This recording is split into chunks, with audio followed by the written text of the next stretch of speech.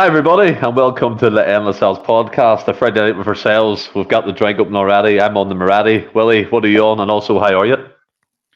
I'm good, mate. I'm on the Guinness, the old Nitro Surge cans. We need that after Nice. this week. Got an exciting, a good looking forward to the weekend ahead and looking forward to getting stuck in the night. It's been, I think it was last Monday I was on, so I'm looking forward to getting tucked in. Like you're going to get tucked into that Guinness. And also, Grace's Pub is looking tremendous behind you as well. And James, what about yourself, buddy? How have you been? And what are you drinking tonight?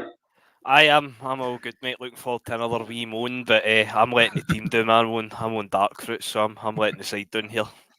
Do you notice how quick he went? I'm on dark fruits and just set it back down again. Just hide it. Nobody's seen it.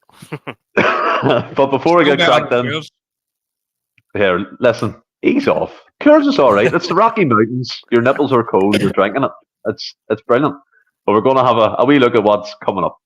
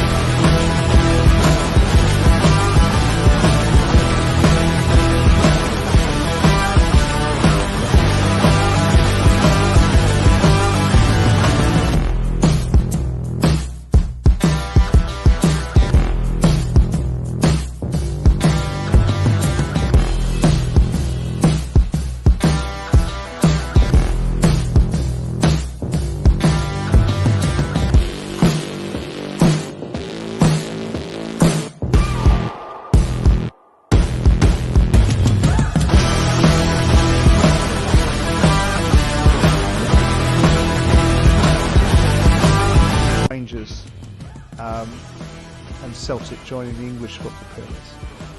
Where would you be on that? If they were to come out of that league and be operating down here, they could build a stadium in Glasgow that they could share, not that they want to, for 100,000 people. Yeah, and there would still be people queuing outside waiting to get in.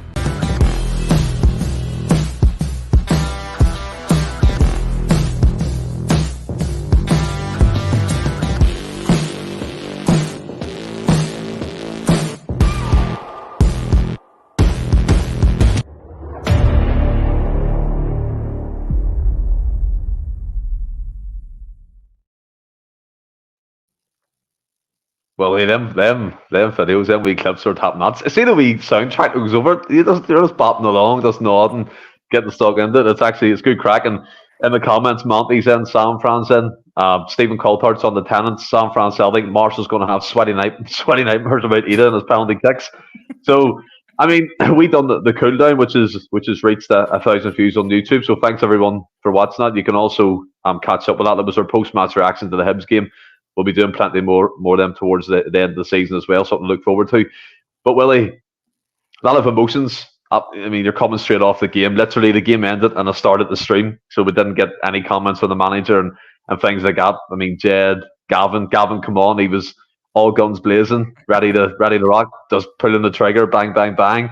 But as you said, it felt like a therapy session. But I think it was, at the end of the day, it was the frustration I would say the majority of Celtic fans were feeling towards that game, and also the performances beforehand and previous football matches too. But I mean, snatch and grab is what we've kind of labelled this podcast. It definitely was that aspect of things, wasn't it, in terms of the game at Easter Road? Yeah, absolutely. If you need 2 penalties to win a game, and one of them's in the dying seconds, then yeah, you can't really label it anything else. Yeah, again, not the best performance, unfortunately, but I mean, 3 points, still top of the league. That's all that matters. And then you do get these games throughout the season, maybe not so much as we've had recently, but you do get these games where you maybe struggle at times. But listen, as long as we keep getting the 3 points, I'm I'll be happy. I don't care how we get them. Well, obviously I do care. I want us to be playing better football, but as long as we get the 3 points, I'm happy. Although the fucking roller coaster of emotions I went through on Wednesday night, the dogs were going after nut because I was up the high door. Aye, the Celtic don't do it easy. Don't make it easy for you. No, 100%. And I think Sanfran here, James, is playing around a wee bit comfortable in against Hibs, and the fans are still upset. For me, anyway, it was far from comfortable.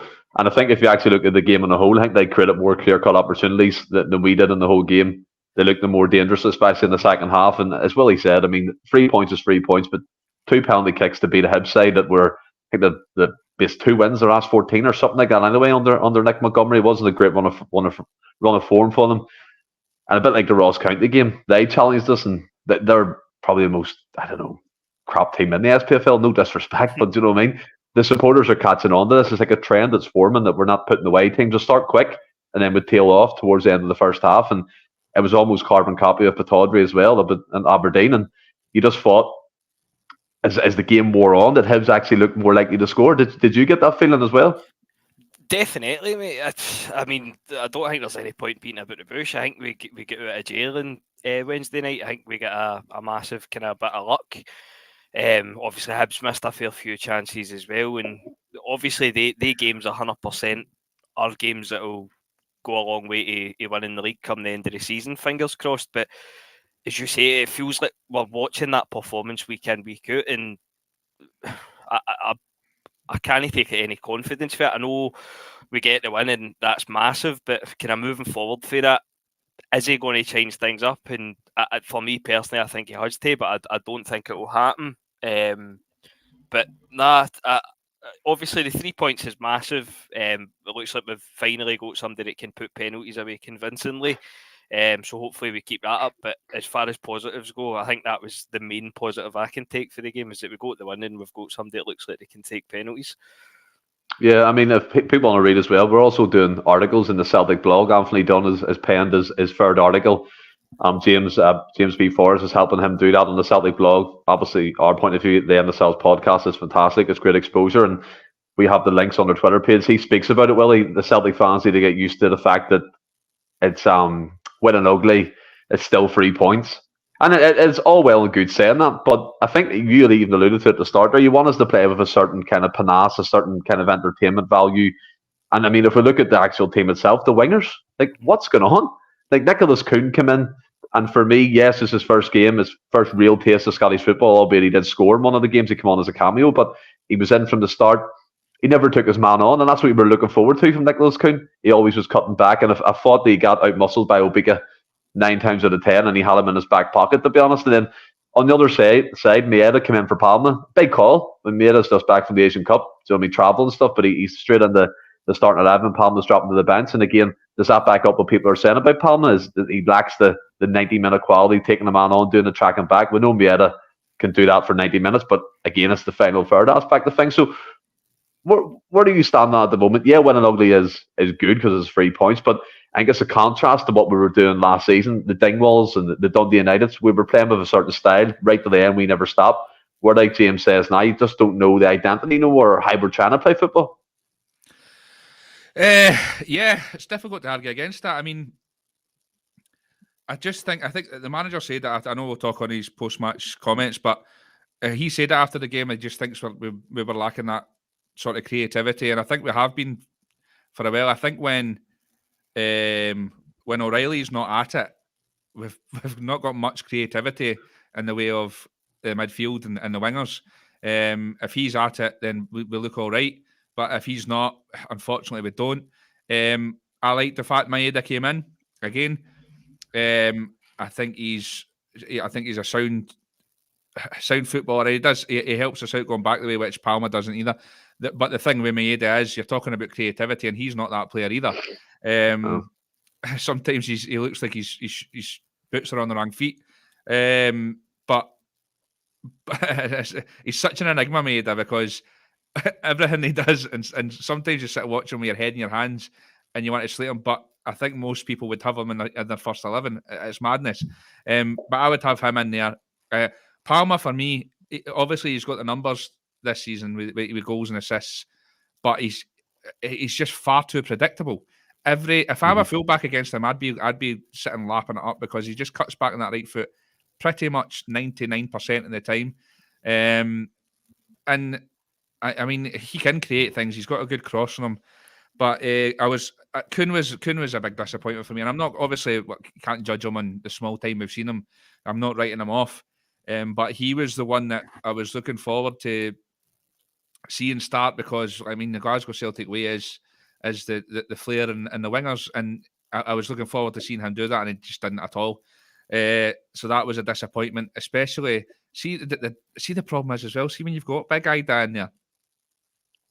You're wanting like Palma should be loving it because you just need to find him in the box. He's a unit. And again, we just didn't do that. I totally agree with the manager that we're just lacking that creativity. And like I'm Brendan Rodgers' biggest fan, but and I understand this whole possession based play and resting with the ball, but there's resting the ball and then there's like snoozing on the ball. Like there needs to be a bit of cutting edge, which we've lacked recently. But you turn the other side of the coin, you know me, I always try and look at things glass half full rather than half empty. And we have been pretty dire recently. Dire, and in these last 7 games, we've got 6 wins and a draw. So imagine what we're going to do when we get going.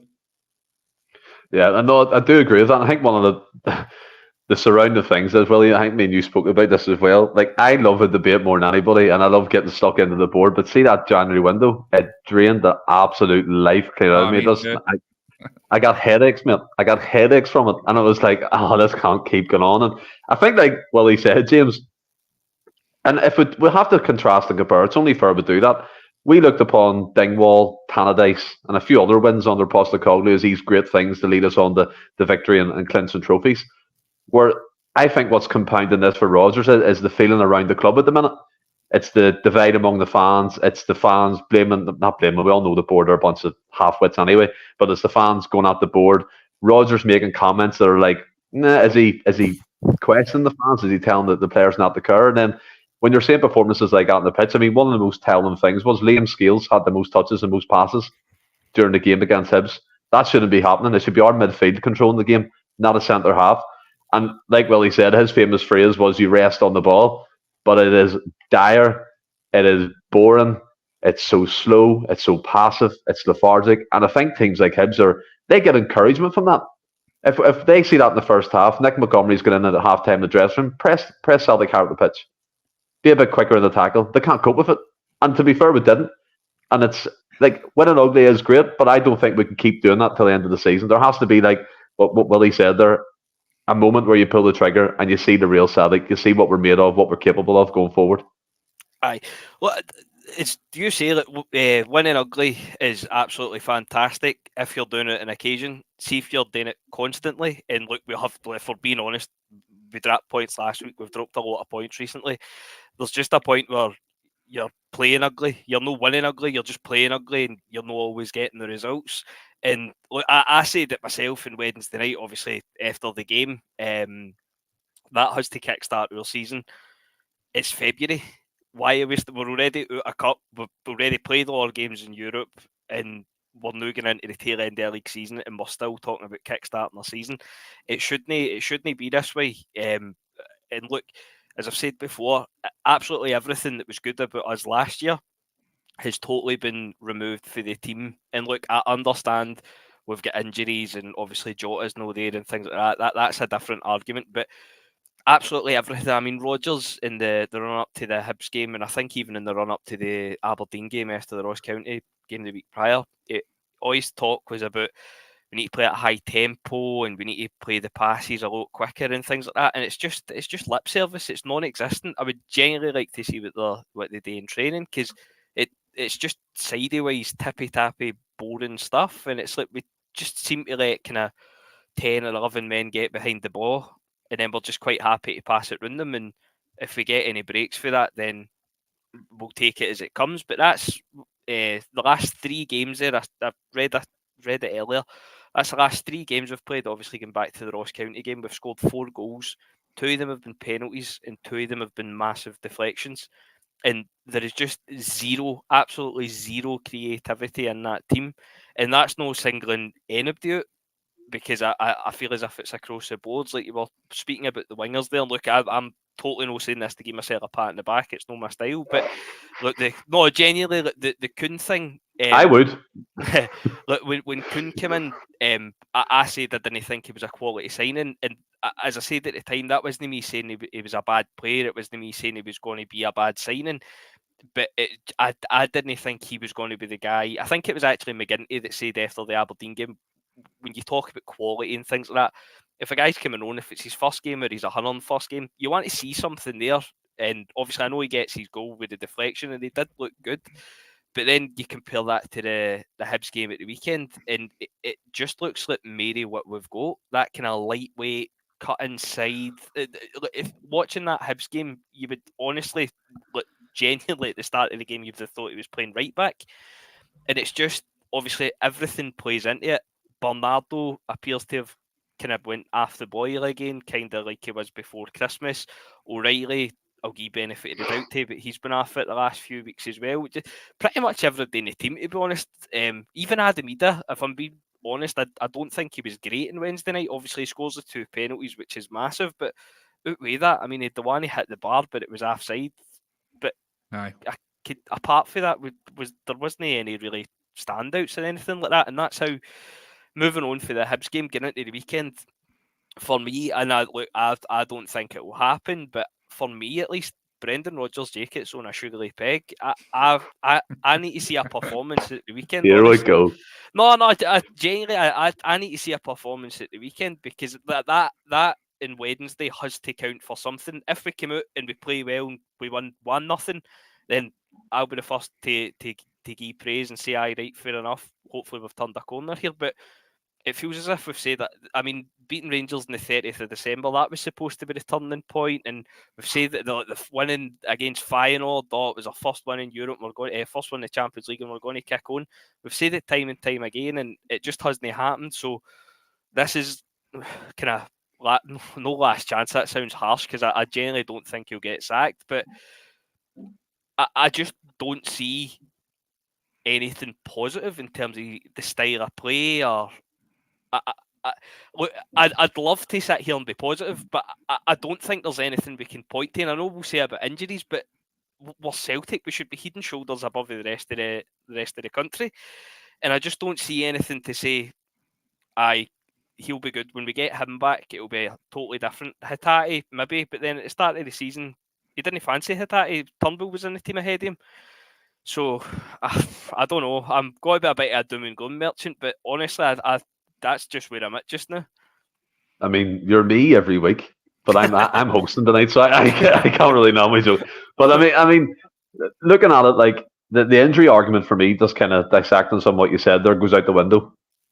Yeah, we're missing key players, but Nick Montgomery said Hibs were missing 4 first-team players as well, so they're weakened.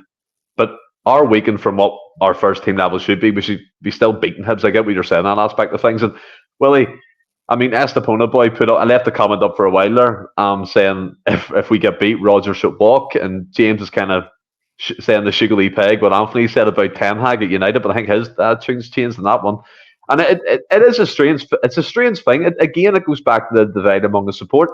And look, was I Rodgers' biggest fan coming back? No, I think I made that perfectly clear at the time. I wasn't. But I think for 2 reasons here, he's not going to leave. First of all, the Celtic board couldn't afford to sack him. Yeah. Second of all, I don't think he would leave mid-season like he did before. And look, that might be a stubborn thing, but as I said in the chat to you guys, the first telltale sign we'll get Willie's in the summer. If he's going to stay or if he's going to go. And I think that's probably going to remain that way. But I seen you shaking her head, smiling and laughing a wee bit there.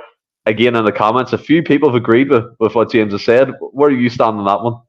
I think it's absolute fucking madness.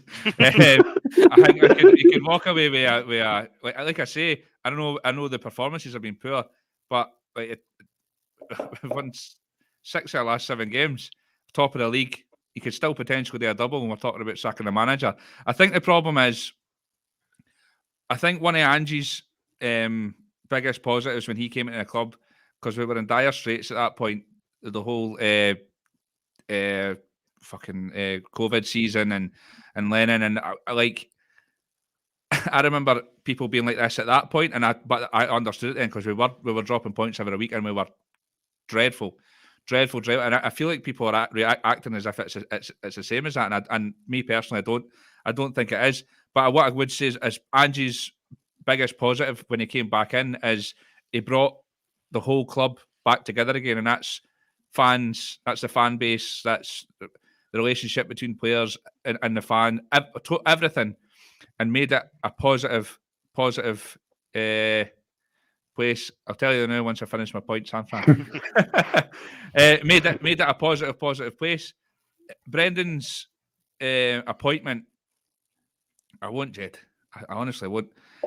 Brendan's appointment split the fan base straight away, and he's still not. I honestly think if he won the treble this year, he still wouldn't win over some of our fans, just because they've obviously got that bitterness against him because what happened in his last tenure, and because of that, coupled with the performances haven't been great, the transfer windows and the board and everything, there's just a massive negativity about the club at the moment, and that obviously is going to feed into the players, and I think it's shown in the performances. Obviously, that's not the reasoning behind it. I think it's a factor, but I just think we need to have this feel-good factor back again, and get, like everybody says, like you, mate. I said that transfer window, I actually had to come away. I was meant to be on the podcast last week, and I was like, I can't be on, and I was arguing with people on social media, and I actually had to get away from everything because I was just like, it's not a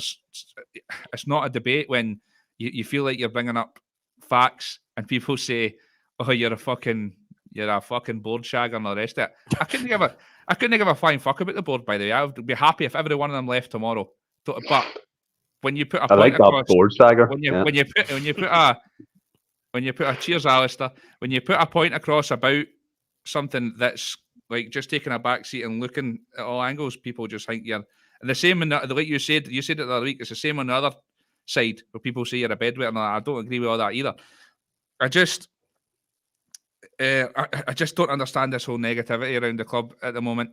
We could go on, like I say, and win the double. Hopefully we do. But when you're talking about Rodgers at the end of the season, I think if he isn't backed, I think he will. I think he could walk. I don't think he will be sacked. I think even if we didn't win a thing this year, I don't think he would be sacked. But if we're at that point, then I would be like, obviously, with the haters, so to say. But I genuinely just think personally, if this was an unknown manager we brought in and he was having the same sort of season, yes, there would be negativity, but I don't think there would be as much of a backlash as there is. And I think it's because of the past and what's happened with Brendan before. Well, can I say something there before we get back in, James? Well, Ian McIntosh is saying you're on about the feel-good factor, but what the supporters like us or what's on the pitch doesn't bring that. It doesn't breed the feel-good factor. So, and then San Fran again, Willie keeps it real, but we're playing shite. We can also potentially win sweet fuck all, I'm guessing that means. Semtex, Willie's bang on. So there are people who do agree with it, but they're also saying that the performances. Yeah, and I would agree with that. So where does the feel-good factor come from then? What you're saying to generate the game, but if we're not seeing it, that's down to Rodgers and the team, 100%. They need to be doing better, but I'm not sacking them. It's not. I don't think it's that bad yet. Can I just piggyback on the back of what you've said there? About, like the feel-good factor and things like that. See, in theory, based off our record this season, this should be the feel-good factor. This is. What was it, prior to Christmas? We hadn't won 3 games in a row, and now was it unbeaten in 7 or 8 or something? I think it was. 7, yeah. So this technically is our best run of the season in the last 7-8 games, and I mean, even just sitting here having this conversation just shows you how far off it the Fitbit is. And what you were saying there, look, I'm on fucking YouTube when Rodgers was appointed, and look. Don't be saying you wet the bed again. You know what happened last time. I hated the way Rodgers left. I think everybody did, But when he came back, I'm not going to lie, he wasn't top of my list, but I wasn't absolutely dead against it. There was a couple of people I would have preferred to have above him, but he was on my list. He was probably, say, third on it, give or take. So he was on my list. But if this was a relatively unknown manager that had come in, and this is the level of performances that we'd put in, and we were coming into it after back of the summer recruitment and the January recruitment, which I take on board as a separate issue. That's a board issue. There is not a chance we'd be sitting in February having surrendered an 8-point lead when they had a glorified PE teacher in charge at the start of the season. There is not a chance we would be sitting here saying it's fine, it will come good. We'll wait till the summer. So I don't think that. I don't think so either. But I don't think there would be as much a back. I don't think there would be like we need to get him sacked and out the door. I don't know if Brendan's a victim of his own success previously with us, and we all expected, because we all did expect him to come back in and play. Because before Ange, for me, that was the best football I'd ever. He gave me some of the best years of my life with that, with the team he had then, and we're all expecting that to happen again. It's not worked out so far, so I can totally understand. Like Jed there again, Jed came in and said, "I need to understand why fans are angry." I do understand that. I'm not saying you shouldn't be angry. What I'm saying is, my opinion is, I think it's ludicrous we're talking about Brendan getting sacked when we are where we are in the league standings and like a cup to go. Aye. Look, I'm the same as you. In fairness, I don't think he will get sacked. As Stephen says, I don't think we would pay him up. The moolah, the money. Aye. I think if he goes, it'll be in the summer. If he doesn't get back, to walk away, and you couldn't really blame him, to be fair, as long as he leaves his well league title. But I just think after back of what we've seen, I mean, would I be right in saying that Rodgers is our highest paid manager in history? Well, second time around, yeah. He made himself the highest paid the first time and the highest paid the second time. Incredible. The first time around you get value for money, but we're getting nowhere near value for money this time around. It's miles and miles off it. I would agree with that. The football's not been good enough. But the positive for me is we're getting results. So and I like people. Some people, fans, and they're more entitled to say that he won't turn it around. We're pissed. We're all the rest of that. Fine, that's why you're in. But I'm also entitled to say that I've seen what he can do, and I personally think we will get there. And when we do, like we're fucking been playing rank rotten football now, and we're top of the league. So can you imagine what we do if he does get us roaring, free flowing, playing football again? So I just think it's bananas to be talking about like sacking at this stage. Listen, see in 2 or 3 months' time, if we're out the cup and we're 5 or 6 points behind, I can totally understand that sort of chat getting thrown about. But just for me personally, with the position we're in at the moment, I just think it's nuts. Just to bring a few comments in here, they're flooding in, obviously talking about Rodgers. McGrandon made me laugh here. I watched a better game of walking football at the park the other day, played by men in their 70s. That's because you were wearing the captain's armband. Paul McFarlane. Gaffer. James didn't wet the bed. It was a wet dream. Wow, I didn't even mean to read that out. Jed Thomas. I was glad when BR came back but the football we're playing is so boring. Dion, we aren't at a stage where Brendan should be sacked, but something needs to change as soon as possible. Sam Fran comes in. If we were 10 points clear, we would still hate watching this pish. Plunge McNugget joins us. Hail. King Will. Yep, not reading that. Hail. 100%. Ian McIntosh. We aren't saying sack him now, Willie, but if a few results don't go our way, we need to have a discussion in the roundup. I'm not saying you, Ian, but people are saying sack him now. That's what I'm getting at. And I agree. Somebody said there about being 10. If we were 10 points clear and playing this, we'd still be saying it's shit. I'd be saying it was shit too. But like we're still 10 points clear. That's my point. It's no. I'm not talking about the football. I totally agree with everybody. The football has been ranked rotten. Wednesday night, I was going off my fucking dinger. I was going fucking nuts in the house, and it's probably because I'm on here and some because I'm don't like saying that term, but it's sort of like I try to be more the glass is half full and try to defend certain things, and then when it's not going the way, I feel like a fucking prick. So it's even more I feel like it's even more so for myself watching it, because I'm like, I'm going to go on here next week and everybody's going saying, fucking told you we should have sacked him, or we should be getting rid of this player or that player. So I'm a fan as much as everybody else, and I don't like the football we're playing at the moment either. Well, it's fucking dire. It's piss poor. I just don't think it's bad enough that we should be in the position we are in the league. We've still a cup to go as well. I just don't think, and that might change. Like I said, in a couple of months' time, depending on how the results go. A couple of months' time, I'll maybe change my mind. But at this moment in time, there's no chance for me.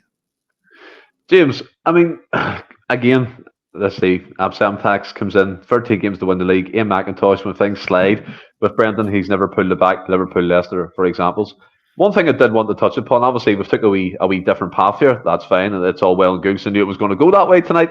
But in terms of Rodgers, there's a lot of people talking about his demeanour, his post-match press conferences. They're so up or they're down, and there's no in between. The way he is on the sideline, now people are questioning that he's not being animated. He's not giving instructions to the players. He's just handing pockets, and sometimes you see him writing down a shopping list on his notebook. For all we know, anyway. Do you know what I mean? But everything is coming into question. And to be fair, I do agree with Willie. Look, on past evidence, Rodgers has been a fantastic coach of ourselves. He won the treble, invincible treble, and we're on course to win the double this year, all being well, touch wood, not trying to jinx it. So I kind of get what he's saying in terms of not sacking him or not kind of pulling that trigger and being like, right, you go.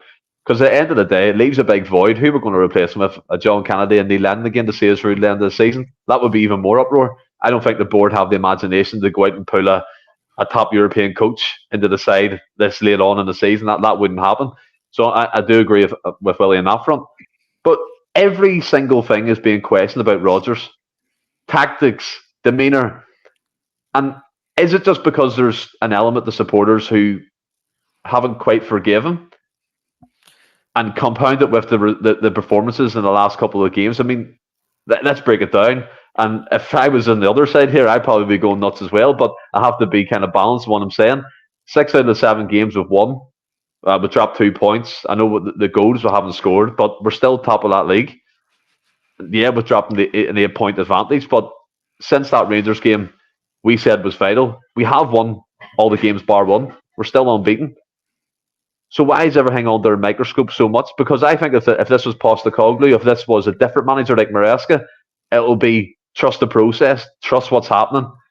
There's going to be a final result at the end of it. Trust these players and whoever come in the summer window. So where do you sit in that one?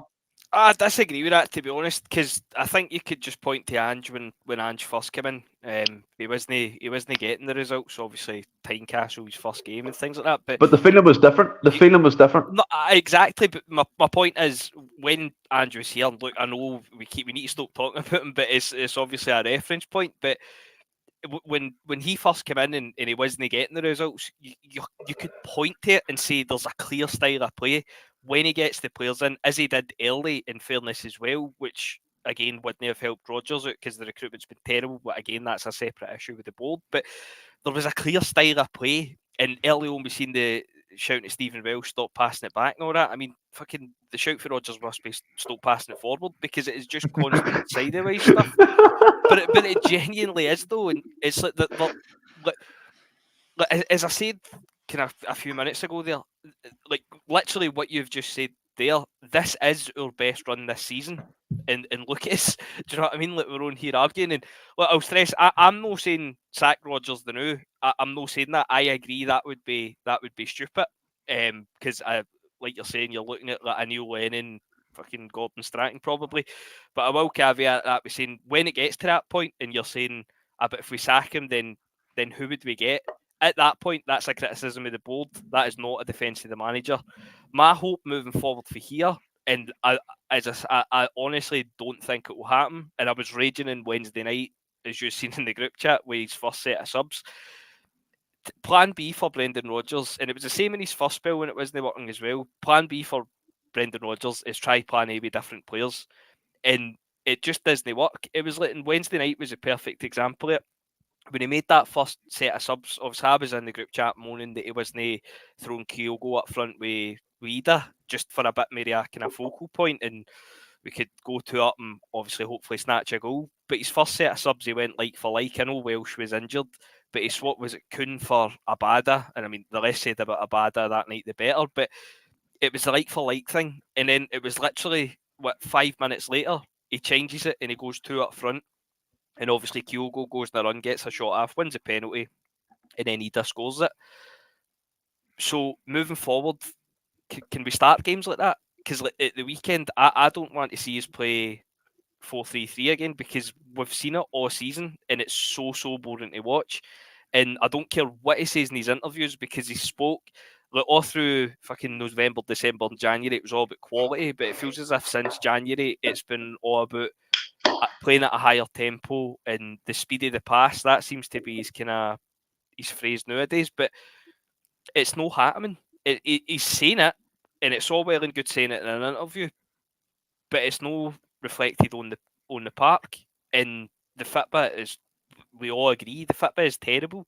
So for me, something needs to change. Whether that's gone 3 at the back, whether it's gone fucking 4-4-2, which is probably a bit foreign these days, but something needs to change. I just don't understand why we would want to keep playing the same way we're playing and watching the same thing. And it's getting to the stage now where we're going through wingers and we've changed the striker and it's still the same. Nothing is changing. So the problem isn't the players. And look, I've already said the players aren't as good as they were last year. Palm isn't anywhere near Jota's level. Obviously, I know we're missing Carter Vickers now. The two at the back are nowhere near his level.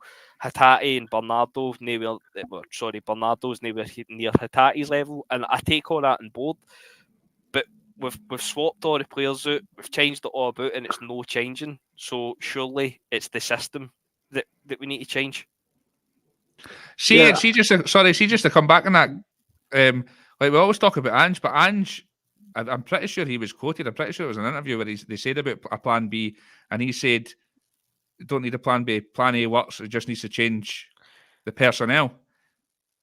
I know his style was obviously much better, but like I think it's a bit unfair to say that about Rodgers when that's what Ange has actually came out and said, that like plan A works. We just need to change the personnel, and he's done the exact same thing when he was here. Obviously, we were playing far better football at the time, but. I take that on board. Obviously, when you're playing well, I mean, you can say that, but I know Ange on this we never stop stuff, and like the quick shies, quick goal kicks, it would do or nothing at times when it was close at the end of a game. But Ange didn't. I think it's a bit of a myth that Ange always played that way, because he didn't. Like the game, games at Ibrox, the second half, where we just kind of shut up shop and sat in, and we done it well, to be fair. So he did tweak his style of play. Maybe didn't he? Well, I mean, realistically, every formation these days is some sort of variation of 4-3-3. But he did make wee tweaks now and again. Obviously, just after time he'd like I'm saying the game at Ibrox, where we kind of sat in and it wasn't the obviously kind of constant forward pass and quick movement and things like that. So I just, to be honest, I just need to see better Fitbit. I know I'm saying about formations and all that. It just has to be better. Yeah. I mean, to put it into perspective a bit, I know we're comparing and stuff like that, but did we not get hammered last season at Easter Road towards the end of the season? It was like 4. I know, and the circumstances are different, but it was a final score to beat us by 4 goals. Like, so I mean, it's still not good enough, no matter how you dress it up, even if we're winning the league at a canter. And Willie, Doc Boy, by the way, new name. Great to have you along. There's a couple of new names in the comments tonight. Great for everyone joining us. Crack Willie, the personnel at Brendan's disposal is utter shite. And there's a few people questioning the players' attitude, questioning the players' performances levels. Maybe their attitude has to change. And one player I'd like to throw into this discussion, because it's a nice wee segue, is Leo Abada. And he came onto the pitch at Easter Road. We talked about it briefly on the cooldown, the post-match reaction. Just kind of brief points on it, me, Jed and Gavin. But looking back on it now, I mean, there's people saying he shouldn't wear a Celtic shirt again, that he's totally down tools because he didn't join in with celebrations, and even the celebration for the goal was quite muted as well. Is he one, if you, with hindsight, we should have probably let go in January, recoup the transfer fee? Because to me, he doesn't look happy. I know we get the whole body language experts and stuff, but genuinely on the pitch, what you expect of Abada is directness and stuff like that, but he hasn't showed that in the last 3 games. And then overall, the landscape of things, is it a player's attitude problem? Rodgers has said that before about Larga and things like that, but yeah, he did flip-flop in his opinion when he came in for the Champions League game and stuff, so you don't know what to believe, but can you see it being a player issue, that they're not just wanting maybe to move on, or they're not happy with something? I don't think so. I don't think he'd be playing if Brendan thought that, if he had an attitude issue. I mean, obviously there's all the stuff going on just now. We've touched on it hundreds of times before with Abada. And I can totally, I can understand him not wanting to go to a fan base that's waving certain flags or whatever. Like, you know, I mean, I don't want to get into all that stuff, but I can understand that. And he's just came back for injury and he's off form, as are much of the players. And he's, because of what's going on, I think he's just kind of getting. I mean, there was a point last year where everybody was wanting O'Reilly sold because he was off form. Players go through stages where they're out of form.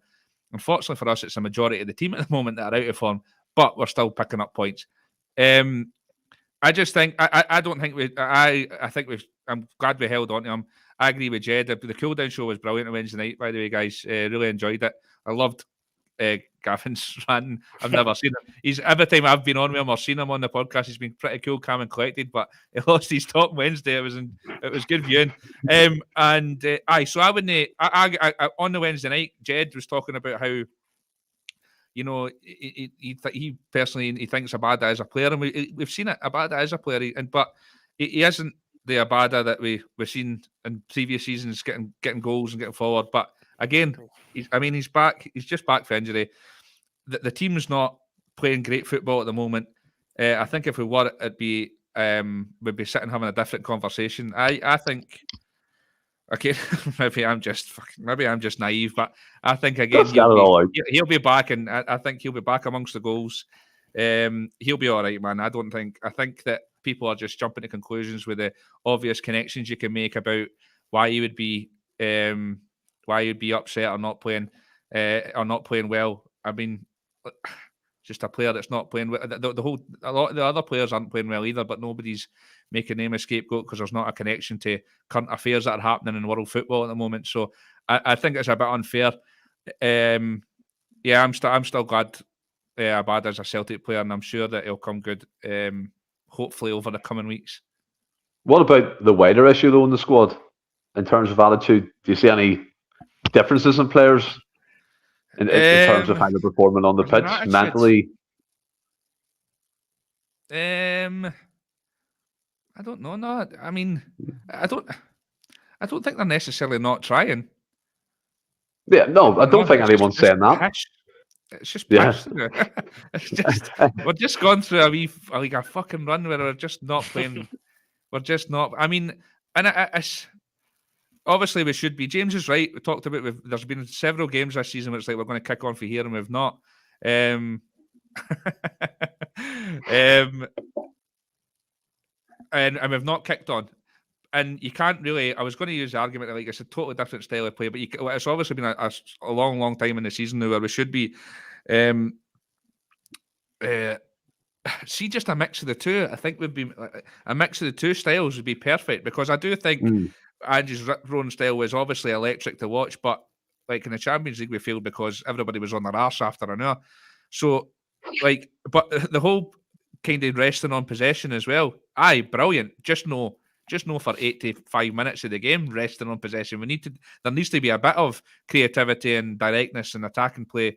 So no, I don't think there's any attitude problems amongst the players. I think they're trying. It's just not good enough at the moment. I think in the comments as well, James, it's just a different angle. People again are trying to microscope into to find the issues within the team at the minute. As Willie said, the general consensus says pish. I should rename this podcast the pish. The headline, just pish. Take away the rest of it. But I mean, you look at it right. Let's talk about Abada. Paul McFarland comes in for Abada to walk off the park without acknowledging the fans. It's total disrespect for the people who pay his wages. Apparently, like Plunge McNugget is saying AJ's out for the rest of the season. I don't know if that's confirmed because I think Rogers did say today they're waiting on a scan, but he said, and it's a fractured skull. I do hope not, but I hope and pray he's okay for the coming weeks. But you look at it as well. Naroki gets dropped. Rogers has obviously blamed him for the goal Miovski scored. He gets dropped straight away.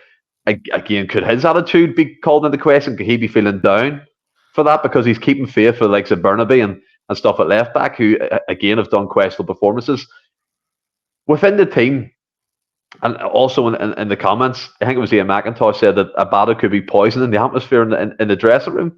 You just don't know. It's wild theories to say, but you have to explore them in some kind of way.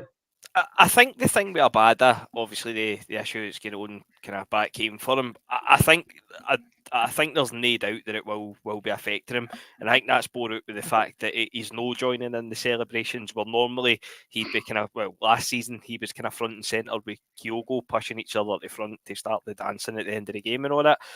So I think that it will be having an effect on him. Look, whether it affects his play on the park, who knows? As Willie says, he's just back from being injured, so I'm not going to say it is. I'm not going to say it isn't. But I think it will.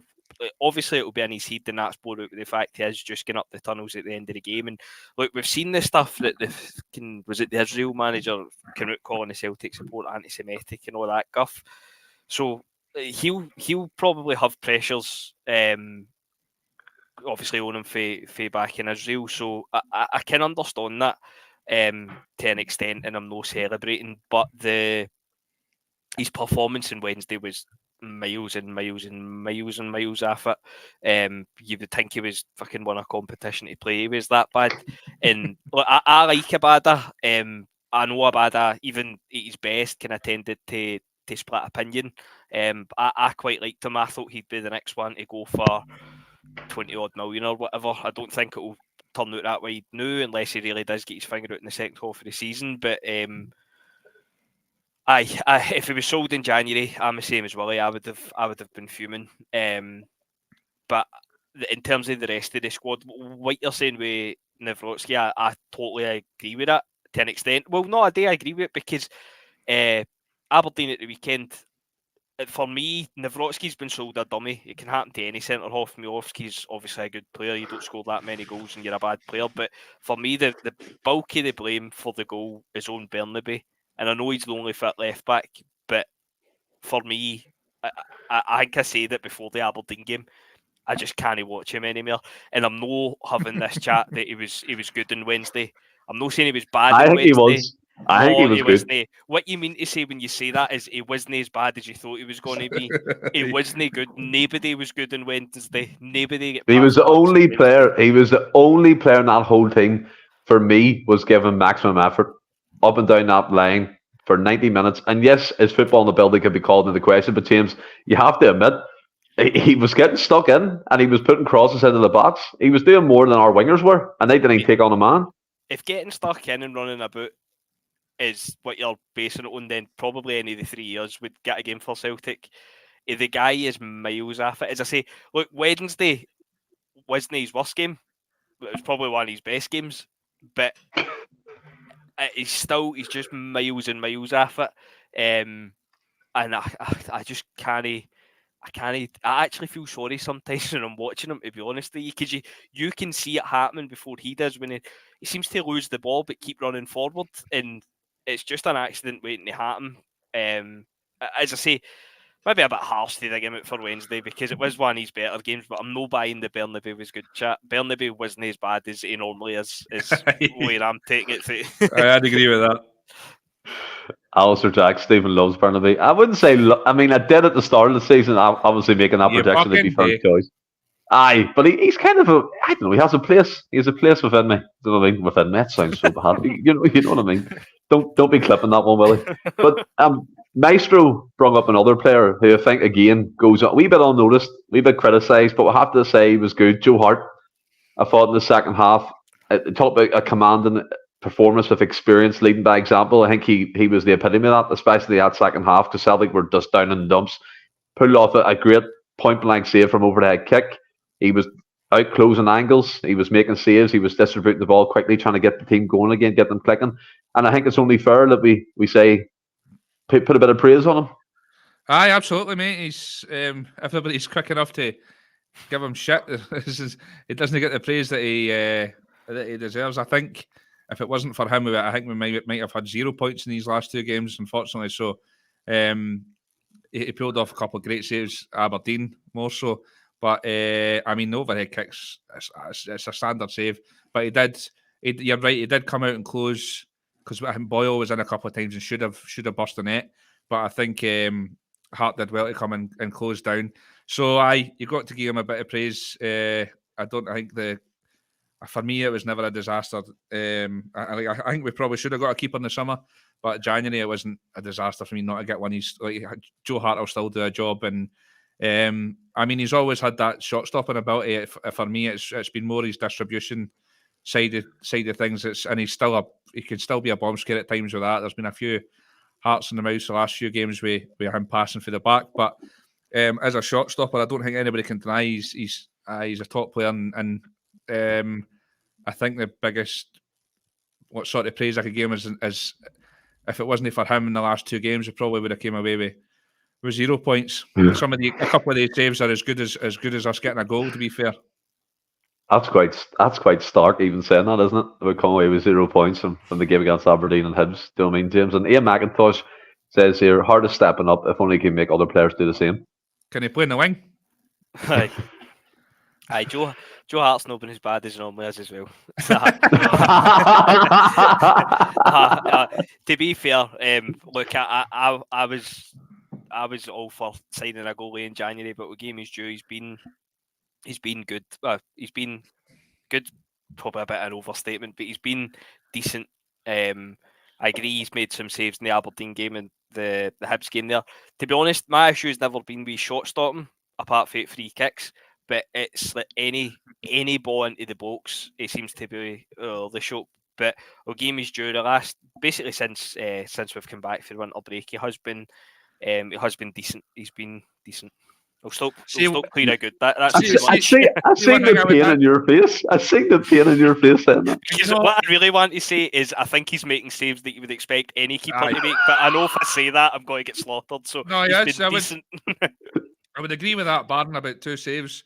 I think that you're expecting your keeper to make that. What I would say, you know me, Stephen, I sort of defend Hart most of the time, but there's been a couple of direct long balls that he should be coming 10 yards out his box for and clearing, and he's not, and he's put our defence under pressure. So that's one negative I would say. But no, he's pulled off a good few saves recently. Here's one quickly, look, just to take us off topic a wee second, Willie, and I'll come straight back to you. That's about Yuri Arsik again, man. No, it's not. Yuri Arsik is a king, mate. Absolute bother. He should have got the Ballon d'Or twice. I'm having none of it. Right? I liked him at Celtic. Other people didn't. I thought he was good in European football. But Willie, we spoke about Burnaby there. I'm just going to throw a quick who would you rather at you, right? So picture the scene. We're playing the last game of the season, right? Title clincher. We'll have to just win, plain and simple. But hypothetically, it's against them. It's against Sevco, Newco, Rangers, whatever you want to call them, whatever your thing is with them. You had to play one left back. I'm going to throw 2 at you. Diego Laxalt or Alexander Burnaby. Nice. Who you playing? Just play with 10 men. Mate, no, you had to pick one. Hard time off Celtic supporters, man. No, James, wait, I'll come to you in a sec, Willie. Pick one. Laxalt was honestly, he was fucking dire, but he's not as bad as Burnaby. No, honestly, oh God, that doesn't even bear thinking about. I'm getting nightmares tonight. You picking Laxalt? Just. James, what about you? Laxalt be a country mile. See, when Laxalt first came into the team, Laxalt was really, really good. It just kind of regressed to the level of the rest of the team as that season went on, or the second half of that season went on. I felt Laxalt was like the boy at 5 asides. He just doesn't pick a man, just puts his head down and just chases the ball everywhere. He was like on the right wing at points. Like, what the fuck are you doing over there? I think back and fucking play left back. Was it open goal? Was Alison the open goal the other day when I was watching? I think it was open goal, and he said he's playing centre mid now. He's doing quite well in Russia, playing centre mid. Jesus Christ, it must be the Russian Sunday League. Do you know he got hooked at half time against Sevco, did he know? Because he was fucking atrocious. No, it was his pal at the other side. Look, see, when anybody asks the worst Celtic player, I'll always say John Joe Kenny, because it fucking feels as if he played about 300 games for us, man. Oh, he's the most boring football I've ever seen. It's crazy. I just always remember when we played them at Parkhead, and he get the ball at the halfway line under absolutely no pressure. He kicked it long, didn't he? Leveled it out for a corner. The worst ever. I think See, Diego, this season's not looking too bad, is it? James, Get John's Rodgers on gonna your love you. contract. Fuck it. John's gonna love you. He like you think Burnaby's my love child. Laxalt is his bona fide, his love child. I thought Laxalt see when Laxalt first came into the team, I thought he looked really, really good. And then that season under Lennon or the second half, as I say, it just felt as if you could actually watch him regressing game on game. As soon as he got his hair braided in Benidorm, that was him. Like Samson just fucked it. He just started playing Fortnite. Did he not like confirm a manager appointment or something on his live stream? Or something weird like that? Aye, did that. Oh. Again. I can't remember who the manager was that was meant to be coming in, but San Fran Celtic said Laxalt should have kept those glasses on during the matches. I think that's the general feeling among Willie and James. But Willie, a player who left in the transfer window was David Turnbull. We managed to get £2 million for him. He's entering into his last 6 months of the contract, but he came out with an interesting interview during the week saying that he believes that other things led to his exit. I mean, what could that be? Because I think at the start of the season, he was Rodgers' man. He was playing in the midfield. I think O'Reilly even said he deserved more chances under Postecoglou. He was getting held in high regard again. I think he started the first league game and scored twice, and he was in and out of the team. He was still making an impact. What do you make of them comments? I'm still trying to think, what does he mean by other things? Like, is it players? Is it just the management didn't fancy him? What do you think it could be? I've no idea, to be honest with you, man. I've never seen the interview, but for me, David Turnbull, I like Turnbull as a player. I thought he was really good technically, and like in this team, especially, see somebody just taking a pot shot at goal. Under Ange as well, I think that was something we lacked. Turnbull's right up there in our squad anyway. The problem for me was that, and this is something like there's obviously they're like being technically gifted. Obviously, you do need to work at that, but like it does come naturally to some people, and I think it did come naturally to David Turnbull. The things that you can work at, i.e., your fitness, like getting in people's faces, tracking back, doing anything more than a jog, doing maybe a sprint once in a while. That sort of stuff, when you come to a club like Celtic, put your heart and soul and try and be the best you can be. And for me, he never ever did that at Celtic. And I mean, I think he's a quality. You know me with the national team, I'm like go to all the games and heading away for the Euros. For me, he should be pushing to try and get in that Scotland squad, but he does not work hard enough for me. If he had half the commitment that Kalmack had, for example, he'd be a top player and he could maybe get in the squad in the first 11. But he just for me, he was just far too lazy a player. You can't be doing that what he's doing unless you're Ronaldinho or somebody or Messi. Just walking about the park until we've got the ball and playing. He's again go back to the five-a-sides. He's that knob at five-a-sides. It doesn't just stands 20 yards out and just shoots every time you get him a ball. Just work harder, mate. If you worked harder, you could have definitely got on this side anyway. Because with Hatate out, obviously Kalmack and O'Reilly are kind of your two main guys. There's nobody really going to dislodge them unless they take a massive dive in form. But that position that Bernardo's in now is up for grabs. And David Turnbull, if he asserted himself and put the work and the effort in, for me, he could have had that spot. But it just wasn't good enough at the end of the day, and it's not just one manager. That's several managers that have done that. So, like, yeah, I don't understand what he's getting at with this other things. He's just for me, he just didn't put the effort in that was required. Yeah, I think as well. You look at it too. Like as you said, he has the talent, the ability to hit that long shot or play a defence split and pass. But his last performance, James, he tried to make a run into the box and you thought Tar was moving. It was incredible, high, slow. It was on a caravan. It was incredible, high, slow he became. And like you look at it, and he said in his interview other things, and San Fran's made a joke, it was shy performances. Well, I genuinely believe, I'm on the thinking of Willie here, if you're looking at a complete package of a player, somebody who can do multiple jobs in midfield, like Bernardo can close down, can attack. I mean, Turnbull can do the attacking side of things, but the closing down, he's non-existent. He's like a luxury player. And he's probably just making a bit of noise because he's probably upset that he had to leave Celtic. And I think that someone said in the comments he got offered a new deal on less money. for me, he's done nothing to deserve an improved contract and better wages and things like that. He was just a squad player, in my opinion. But I do, in a sense, if he applied himself in training, if he put in the work, put in the graft of getting fitter, getting leaner, getting sharper, then he could have been a choice for the starting that midfield over Bernardo. We've seen Rodgers chopping and changing. Thiago Home come in, Turnbull come in. Bernardo, he's finally kind of settled on him a bit at the minute anyway, even though his performances have dropped off, but he has no other choice in reality. And Turnbull has eventually left the club, and we recouped a transfer fee for him, and it just sometimes ends that way.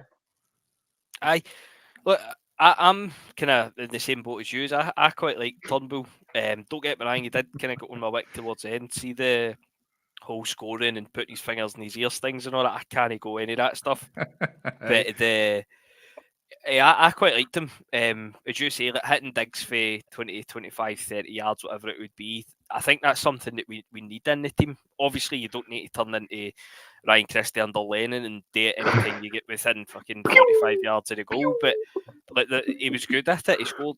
I don't think he scored a bad goal. But I liked him. But in fairness, after the game against Hamilton, fuck, I've got his relegated. Ross County, the game against Ross County. I'm surprised that team was willing to take a chance on him after watching that. That was painful to watch, man. But overall, I quite liked him. I'd say overall he's been a good signing, to be fair. Decent impact, but never really took that opportunity to be the starter and be the main guy. I think what's happened under the last two managers is what he's perfect for. The last 20 minutes, half hour of a game, go on, try and get us a goal, because you've not got the sort of engine to do the whole game anyway. And even if you did, you just walk about the park. But for somebody to get in and nick you a goal, he was dynamite for that. But I mean, see, Palmer's the same for me. He reminds me of Turnbull. He just slows down the play every time he gets the ball. Like, we could be on a counter attack and we're like 4-on-3, and Palmer stops and cuts inside and just lets 2 or 3 come back, and you're like, that's what Turnbull used to do. Stop and kind of slow the play down because he needs fucking 5 minutes on the ball. So that frustrated the life out of me. But for me, I agree with James. He was a good signing. I mean, the COVID season, he was him and Sorrow were the two. They were the two that were the only saving grace of the season. Without him, we might have finished third. So no, he was a decent signing, and he's a more than decent player. I just think if he asserted himself more, he could be a top player. Unfortunately, for us and for him, that never turned out to be the case at Celtic. I think there was some podcast back in that season where we said to build the team around him the next season following them. Incredible, Sorrow and Turnbull. But if Sam Fran comes in, it's a Friday night, we might as well do it. Willie, Cal McGregor needs discussed. What do you think about him recently? I've seen a lot of comments about him being kind of off the boil, non-existent in these games where we've been kind of struggling, and you're looking for that captain, that leader, that you know what I'm trying to get at, like that Brownie mode. It doesn't seem to be coming from him at the minute. Again, is he just one of these players that took a wee dip? He plays about 4 million games a season, so it is to be expected in a way that maybe he will tail off for 2 or 3. No. Yeah. I mean, there is games that I have seen him sort of try and drive the team forward. It's not been in the last couple of games, for certain anyway. But again, I just think it's another one where it's just like the whole team's not playing great at the moment. So I don't think you can pick individuals to sort of say he's poor. The whole team's been fairly poor. And I just think, again, everybody just looks for somebody to blame, and it's another one that you pull out and just say he's not playing well enough. He's not as good as he was last season. Nobody has been. Not one player this season has been as good as they were last season. Maybe Matt O'Reilly, barring the last 3 or 4 games. Other than that, nobody's proper excelled. Nowhere near the levels of last season. But I mean, he's not been horrendous. I'm not wanting him stripped to the captaincy and fucking sacked and all the rest of it either. James does. He's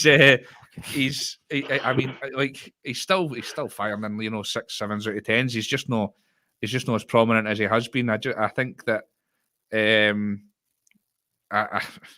yeah, it's not for me. I wouldn't be sort of having a go at Cal Mack. I wouldn't be putting it on him. To be fair, the team hasn't been great. So I think it's unfair to pin it on any one individual. I don't think you can say any one person's shocker apart from Burnaby. Paul McFarlane comes in and says, "Am I on a bet to see how many cans I could drink when I'm enjoying myself on a Friday night with the lads and stuff in the podcast? I just drink and then look down and it's all finished. That's what happens." Paul, they're only 330 mils. Didn't he let him? Didn't he think he's a giant? Hey, with a big fucking horn? Hey, come on! And by the way, they actually are. They're 330 mils. They're nice, mate. They're going down in a nice wee treat, as Ross would say. I'm enjoying myself. I'm enjoying myself. But where do you stand, James, on the whole Cal McGregor thing? Again, it's San Fran as well. It's back in to back up the argument. If I'd rest Cal Mac on Sunday, he looks exhausted. Do you just think he needs a break, or is it just, again, the whole team's not clicking and he's just a victim of that? I've had many a debate about McGregor. I'm not going to. McGregor's a fantastic player, but see, for me, the role that he's asked to play in the team, it doesn't suit him, and I don't think it. I think it's only highlighted further in Europe. I think this season, Callum McGregor's best football has been played when Awata's been in the team, kind of playing behind him, and it frees him up to play a wee bit further forward. I don't think he's got the kind of physicality really to play as the kind of deepest line midfielder. I would actually agree with that, to be fair. I think McGregor has been off it. I mean, we know the levels that McGregor can get to, and if we said he was anywhere near it this year, then we'd be lying to ourselves. Barring the odd couple of games this season, I'm not saying strip him of the captaincy, I'm not saying drop him, but for me, and maybe it is just me, because that's like we're saying with Turnbull, it's no as if it's only Brendan Rodgers that's done it, but for me, Callum McGregor can't play the deepest of three in midfield, especially when it's the three players that we've got, because for me, apart from Awata, pretty much every player that we've got that plays centre mid wants to do the exact same thing, and I include McGregor in that. For me, their best football is played going forward. That's why I've kind of asked in the group chat this week, I know if everybody's fit, Hatate gets a nod, but if we said Awata was fit now, would you be going with Awata or Bernardo? And for me, if Bernardo's went back after the boil, Awata would be walking straight back into the team, taking his place in the midfield three would be Awata, McGregor and O'Reilly, with Awata sitting deepest. But I think the calls for him to be stripped of captaincy, I've seen that a few times. I think that's well wide in the mark. I mean, that's wild. That's wild. I mean, if we did that, I mean, you're looking at like Joe what is going on in our fucking fan base, by the way? Jesus fucking Christ. Strip Cal Mac of the captaincy. By the way, it was only 6 weeks ago he controlled the whole game against Sevco, by the way, and everybody was ranting and raving about how he's the best thing since sliced bread again. 5-6 weeks later, they fucking strip him of the bloody captaincy. I think that's miles. I mean, even if we did strip him, who are you looking at taking it? It'd be like Joe Hart or. It's not up for discussion. Like that's guys, miles and miles off it. What are we saying is, I'd play somebody deeper. What are we, 5-6 weeks ago? We're talking about him. We've just beat Sevco. Rodgers is sitting in a press conference saying, with all respect to everybody, he's miles above everybody. Yeah. Fast above everybody else in that pitch. Everybody's ranting and raving about him. Now there's certain members of their fan base saying he's not good enough. 5 weeks later. Would you agree with that, though? He plays his best football going forward. I think I've always said that he's, well, for me, I like him in the number 8. I think his best football at Celtic was under Rodgers' his first term, where he was he was pretty much a number 10, where he was getting forward and getting the goals. I think against, who was it in Europe? Who did we play in Europe? And he played, Awata started, and the first 20 minutes, McGregor was absolutely running the show. Was it the Feyenoord game? And Awata got injured, and McGregor had to move to the 6. And then all of a sudden, it was like we were sitting back and there was no drive forward. I totally agree. I think you're right. Just a quick one, James. Paul wants to know what you're drinking. Show it on the screen. Oh, he's already done it, Stephen. For God's sake. He wants. Hold on a wee second. I was drinking Stella every 2 seconds. Show them what you're drinking. Stella getting slag. I'm not slagging. Paul McFarlane just wants to. No, it's not Stella. Oh, what do you call it? Coors, whatever. But Unlucky lad. I fucked it. Yeah. Unlucky lad. But Stephen Murdoch comes in, and I've kept this up for you, Willie. You're a big supporter of your national team, Scotland. He said it's on Brendan. What's Calmac's performances for Scotland? Scotland's upcoming games. Obviously, you've seen Calmac play with McTominay and Gilmore in the midfield. Can you see a difference in his Scottish performances than you do with Celtic? Yeah, and it's exactly what Stephen's saying there. It's because it's a different role. He's playing in that position. He doesn't need to sit because it'll be Gilmore or somebody else that sits, and he kind of gets free rein to roam, play that number 8 role. And he's also got 3 centre halves behind him because we play 3 at the back for Scotland. So he's got much more license to roam. Whereas at Celtic is a totally different position. It's that quarterback position that we always talk about. And I'm surprised that Scales on Wednesday night was the one with the most touches because Calmac's usually the one that's picking it off the 2 centre halves. And maybe that's the difference this year, by the way. Ange had him playing that same role, but he was the one coming taking the ball. I think I've seen this season Scales and the likes are sitting 30 yards for goal, and the other ones that are getting touches of the ball and playing it wide, rather than Calmac's that always the one that's shown for it and playing it off. So that might be the case. Is that on Brendan then? Like Stephen said, should he change it to suit Cal McGregor? Yeah, it's easy to say that, but I mean with the midfield 3, I think this season we definitely could have with Hatate being out.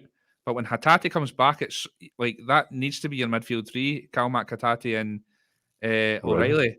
So unless you're playing O'Reilly or Hatate in there, it's very, very difficult. I think out of the 3, I know, and it's sort of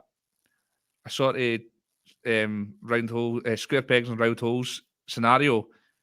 But it's not, because we know Calmac has performed in that position under Ange. He was brilliant for us. And I just think out of the 3, he's the one that's going to perform in there, so he needs to go in there. But as of right now, at this moment in time, we've seen very little of Wata, but when he's came in, he's been very, very good. If he's fit, I would love to see him sitting and Calmac and O'Reilly kind of playing the other 2 more attacking roles. The only thing is, like I said, and you know me with Hatate, Stephen, for me, when he's firing, it's difficult to say that. It's difficult to say that to disagree with the fact that he could be the best player in the league. So you like, yeah, it's a difficult one. But as of right now,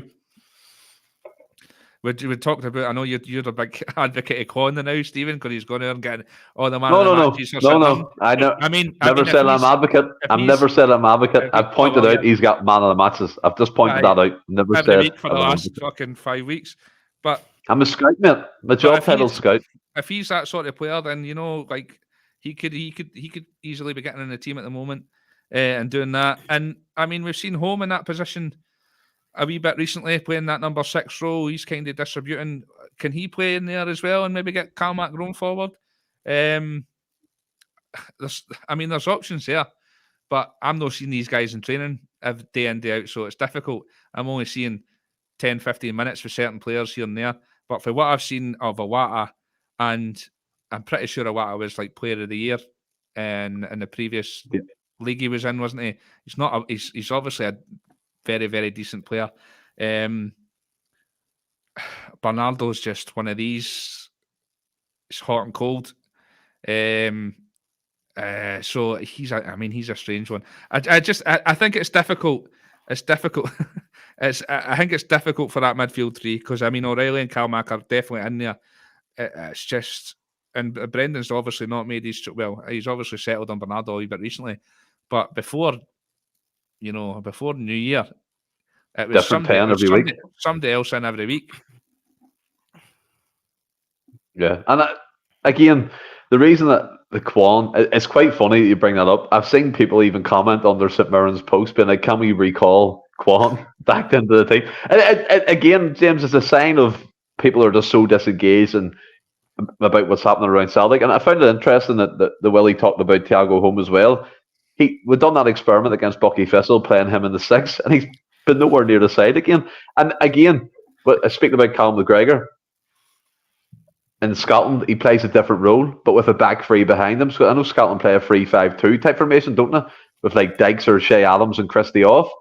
And you've been an advocate, I would say, since we've got together as the Jungle Gyms, then the Celts podcast and in our group chat of maybe trying to tweak something, go to up top and things like that. If that's the key to unlocking your best players, then surely Rodgers must be thinking, if I play a back three and a midfield 5 and a 2, it gets the best out of Calmack, it will get the best out of O'Reilly. Why not try it? Because, as we said, the football's been paced at the minute. I don't really disagree with that. Look, the thing we go on 3 at the back, I think we'll find it hard to defend with 4 defenders, never mind 3 now. But I just think something has to change because we're doing the same thing. And look, a large part of that is debatably down to the midfield 3. No singling anybody out because, well, arguably Bernardo's still to prove it. But in terms of like McGregor and O'Reilly, they are quality players. We know they're quality players. But are they just too similar to play together? And it feels as if it's a problem that we've always got. But do you think O'Reilly would, and it's in the comments again, so forgive me, I forget who said it, do you think he'd be better in the 6 we call it, than McGregor pushed into his position? I don't know, because I think that's pretty much just like for like. I think it would be the same issue. I think even Hatate coming back doesn't really solve it because Hatate's, look, again, a quality player, but his best fit was going forward. In terms of out and out kind of holding midfielders, we've only really got Awata and Kwon. And I mean, that Kwon's performance against Athletic Bilbao was fucking Barcast levels against West Ham. That will take a lot of forgetting. He's doing well at the minute, James. He's doing well. 100%. Look, and I've advocated for us to get players out on loan in Scotland as well because it's worked well for us in the past. So I'm no writing Kwon off. I hope Kwon comes back in and fucking gets his Bayern Munich move as he spoke about in his press conference. But, the Bundesliga. But look, I think that in the summer, and I know we were talking about Ange and you were saying that he played McGregor played that role well under Ange, and he did 100%. He did, but I think in Europe it was a deficiency, and I think it's been a deficiency again this year. And to be honest, I think it was maybe something that Ange had even noticed as well, because I can't remember, was it the Leipzig game or something? Mine behind Abelgard, and he started. Did he start one of the games in Europe? Yeah, bench or something. Yeah. And look, I'm fucking going to get it tattooed on me at this point, but a Wanyama type midfielder we've been missing a Wanyama type midfielder since Wanyama left. He's never been replaced, and we're going back 10-15 years now. That for me would be a key position to address in the summer amongst a few others, but we'll not go into that side now. But I feel if you put an out and out fucking tackle your granny holding midfielder in there, then it frees up your wingers, it frees up your midfielders to just, you go forward. We've got centre halves and the big guy in the middle that will deal with it, and you don't need to worry about it. But as it stands now, and just to, if somebody can explain it to me, I know, like you said there, Odenholm plays against Bucky. It's Bucky Thistle, fair dues, but it was probably his best game he played for us. But then the next game, Turnbull is back ahead of him in the pecking order, getting off the bench, and then the week later Turnbull's out the door to Cardiff. So the home thing's a weird one, because there's some games he comes on and he does all right and he looks well, and then he's tidy. He's a tidy player. Aye, but there's games that just kind of pass him by as well. But I can't suss him out. I don't know if the manager rates him. I don't know if he doesn't rate him, because he seems to go on for 10 minutes, like 3 games in a row, and then you'll not see him for the next couple of months, and then he'll start that game. So I don't know. I wouldn't be surprised to see him start at the weekend out the blue, because we haven't seen him for a wee while. Just boop, in you go. You're in from the start. That's what it's like, though. One of the most concerning things for me, well, he does to bounce off James and about that physical midfielder. I watch in Bataldry, Graham Shinney, Connor Barron, I think it was, and I can't remember the third, Leighton Clarkson, I think it was, totally outwork our midfield. In the battle in that second half, I thought our midfield totally backed off it. They didn't get stuck in like Aberdeen were. Against Hibs, it was the same concept. Joe Newell and I think it was Mariah Welsh who came in fresh, his first start for the club, and Dylan Levitt again in the second half they upped the midfield battle, and we did not cope. And look, I'm not doubting the quality of player that we have. I mean, on our day, well, you know yourself, we rip any team apart when we click and we're free and we're scoring goals for fun. Is it, and like James said, a tattoo, the physical midfielder? Or is it a different time now where we don't need that to function? But the worry for me is, I look at Hibs, I look at Aberdeen, and they've outfought us in 2 consecutive games. That for me is a concern. Yeah, I understand what you're saying, but I don't think that's necessarily the. I mean, their midfield, like they players are not. It's not as if they're not good enough to outplay or outmuscle these guys, or really, and that should be, and they just haven't. With regards to the whole, I'm laughing at you because it's just SPFL watch, because you named every player that plays for fucking every other team going again, and I just like, I love it. I'm not saying I want the players. I'm saying it's no, I one know I you're noticed not. I from just the- think it's funny how you named every player. You had this sign in the fucking Aberdeen goalie last week. He was good during the week, wasn't he? I know. Fucking Hey, hell, man. let's not fear off what he asked, Willie, right? Anyway, Because he'll that's get tore into me. That's why I sent you that. That's why I sent you that clip of him with that St Johnstone volley the other week as well. Jesus Christ, horrendous. Anyway, what we're talking about? Tackle your granny midfielder, as James called it. Just got a wee granny hacker in my head, just going about side tackling. But I think I mean, Ross always talked about it as well under Ange. Ange said he felt that that's not the way he plays, and we don't need one of them. I think in Europe we do. I think we've missed it since Bruni's left. I think we do need somebody to protect the sort of back 4 or back 2 when we're going forward. If you like, just a bastard midfield, really. Domestically, I think we should be like we shouldn't need. Everybody talks about us playing 4-4-2. We're not going to be sitting with a sort of midfielder that sits here and kicks boys if you want to play like a 4-4-2 or whatnot. We've got enough of the ball and domestically that we shouldn't really. For me personally, I don't think we need that. I think actually Calmac should be perfect in that position for that reason. But I totally understand it. That wee bit of protection. I like Awata. And Awata's done well. Awata had a run. He's done well. For Europe especially, I do think we could be doing with a bit of a bastard in the midfield, so to speak. Yeah, Awata, I think he got a run before he got injured. It was 2 or 3 games he played, and he looked okay. He looked like he. I think it was a game could and a half. control He got fucking injured again. Aye, but he looked good within that time. No, absolutely. But it's the story of the season.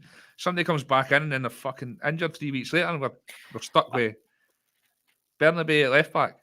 That's so fucking negative. That's not a fact of midfield, Willie. Leave him alone. Leave him alone.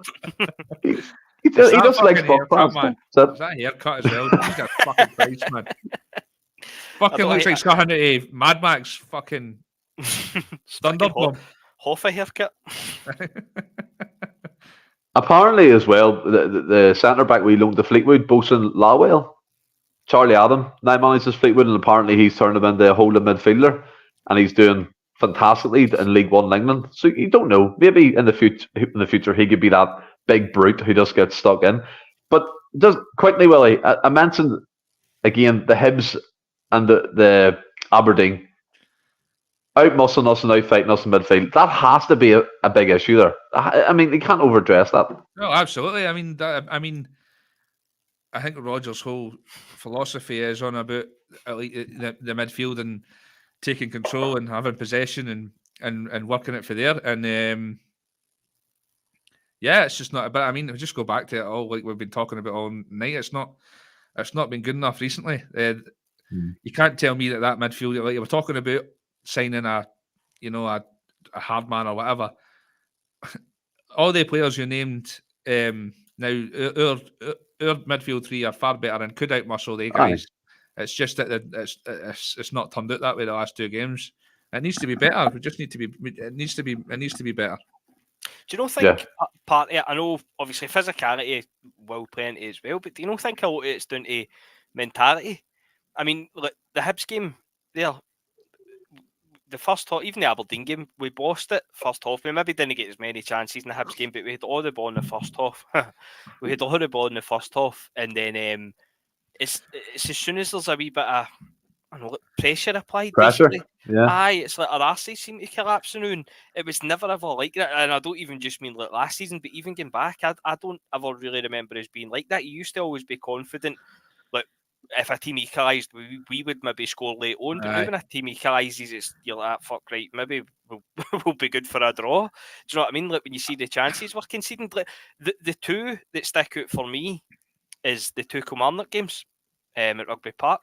That's the two that stick out in my head. Obviously, you've mentioned another couple there, which is I totally agree with as well. But physicality, don't get me wrong. If somebody's kicking you up and down the park, like Kyogo, even O'Reilly, I don't think that's their game. But it doesn't need to be their game. It's no their qualities. Obviously, they've got qualities in other areas. But I feel as if like the switch off is far too much. So I think, for me anyway, I think part of it is down to the mentality. Blue card for Sandran. Speaking of, Willie, VAR. Apparently, we're going to be the guinea pigs in Scotland for this blue card coming in. I thought it was quite funny today. Look, refreshing to hear Rogers basically saying he doesn't want it and they have to get a green card, and it was quite funny. Obviously, a wee bit of wordplay on that from him. But the kind of bring us on to a different aspect of a conversation. The football landscape has changed. VAR's come in. VAR did save us against Hibs at Easter Road for the penalty kick for Alameda to score for the second one. Look, at the end of the day, we have our issues with VAR. That's fair enough. But apparently they're bringing in a blue card for cynical foul play where you can get a 10-minute sin bin, like the rugby. For my opinion, I think it's an absolute joke that this should even be considered. I think VAR has ruined the human aspect of football anyway. And any more additions that we get to that system is going to make it computerized, robotic, and then eventually, in my opinion, we're talking about boring piss football. It'll get boring and stale. Yeah, I couldn't agree more. Absolute nonsense. The changes that have been made, barring, I think we had a kind of chat in a group chat about it, and Gavin said other than the pass back rule and like the goal line technology, everything else has just been an absolute disaster. I think since the news has been broken, every single pundit that I've seen on TV, every ex-player has said that it's the most ridiculous idea going, and I couldn't agree more. There was nothing wrong with the beautiful game all those years ago. Stop fucking about with football because you're ruining it. Yeah, and I think Danny Knight 4 comes in. VAR is the worst thing about football.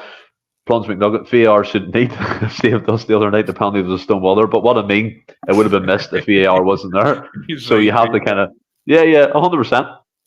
But this blue card thing, James, I think it's a total, for me, it should be a non-starter. I think referees up in Scotland, as we're led to believe, are going to be the experiment for this. They'll have a field day throwing out these blue cards, and it's shambolic. Like Willie said, leave the fucking game alone. No, I think it's quite a good idea. Just purely because I've disagreed with everything else all night, so I may as well keep the streak going. Nah, well, I think FIFA, I think it was FIFA who'd come out and said that it was rubbish, basically, in the way that it had been reported. I think it was just a topic for discussion at the AGM. I don't think it is actually. It looks confirmed, James, from what I can see. It looks like it's definitely happening. I thought FIFA had put out a tweet saying that it had been picked up incorrectly. It was just like a bullet point for the next AGM or something. Maybe I'm wrong, but it's ridiculous. If they want to copy rugby with anything and they're so hell bent on keeping VAR in football, make the VAR like rugby. Make us in the stadium on the telly. I love allowed to hear the conversation. Aye, absolutely. And see all that stuff about it, like about the dissent and all that to referees. Just fucking be harsher. Just if somebody comes up and swears at you, fucking book them. See the respect for referees in rugby because of that. The rugby referees will just be like, fuck off. I'm going to do you now. Just do it. And the fact send them off. You can hear the referee. I know obviously I'm saying when they go and talk to the VR, but you can hear referees in rugby during the game anyway. So I honestly, I do not see, tinfoil hat time, but I don't see any reason why they can't do that in football.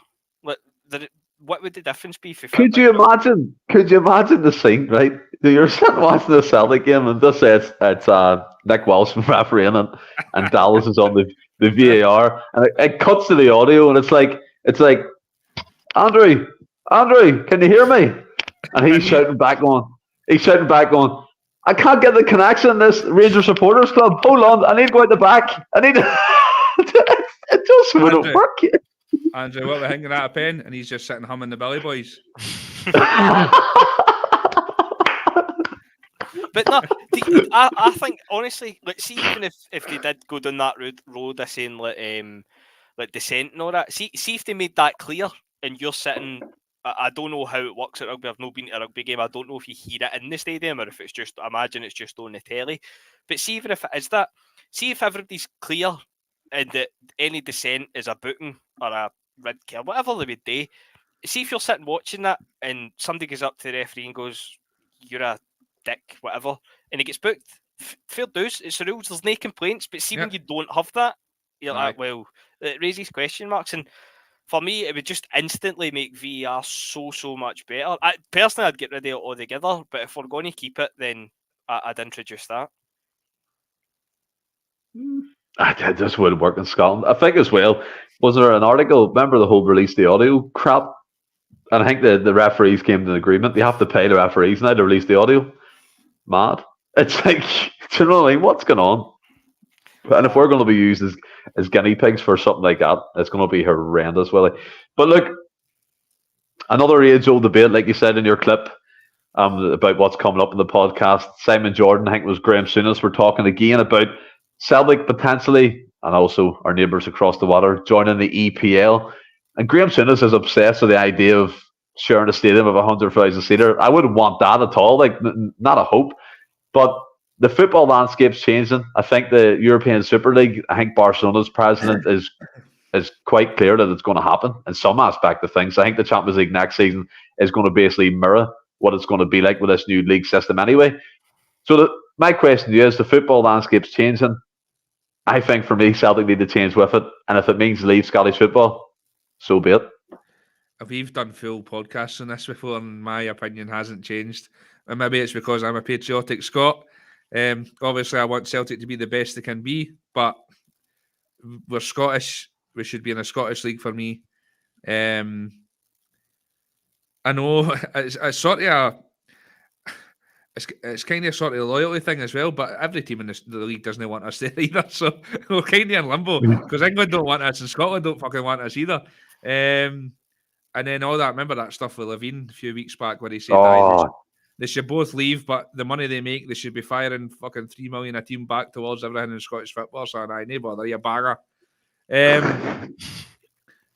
No, we're a Scottish club. We should be in the Scottish league, and that's it for me. Like I say, I want us to be the best we can be, but I hate the English Premier League and everything it stands for. They've ruined football. I totally agree, by the way. Them and Sky TV have absolutely ruined world football, so I wouldn't want any part of that personally. I can see the benefits. I know everybody, like, we could end up being down there, and in 10 years we could have the best players in the world playing at our club and all the rest of it. But for me, it's a no, personally. Yeah, look, I get that, and you know my views on it as well. English football, I don't watch it, don't pay attention to it, but I think as well, James, the landscape anyway, whether Celtic like it or not, or the supporters, is going to change. We've already seen Belgium and Holland, they're talking about merging their leagues, and I think it's going to happen. And the European Super League, again, as I reiterate, the Barcelona president is certain that's going to happen. Clubs in the league has agreed to it. Clubs around Europe have agreed to it. And it's a money-making machine. Let's be honest. The best product, best entertainment value, if you merge a league, that's what's going to happen. And Alistair Jack here, need to move with the times. Plunge McNugget says, leave Scottish football and go where? Stephen Murdoch, Willie, he agrees with you.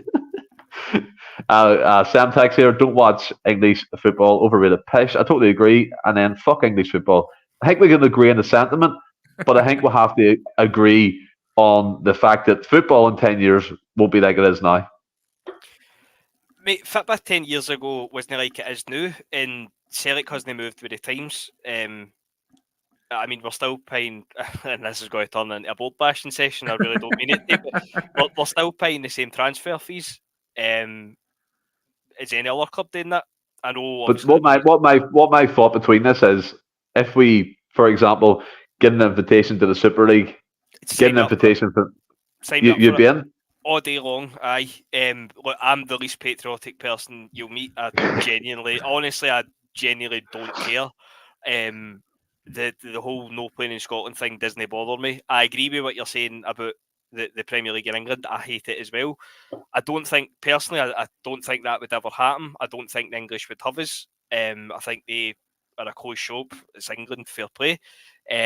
But see, like the Super League, I would be that rash. The Champions League is essentially a closed shop now. I mean, I know we've got in it the Next last few season, years. even more so. Yeah. Exactly. I mean, what is it previously? You've got something stupid like fucking 100 teams playing for like 6 places or something like that.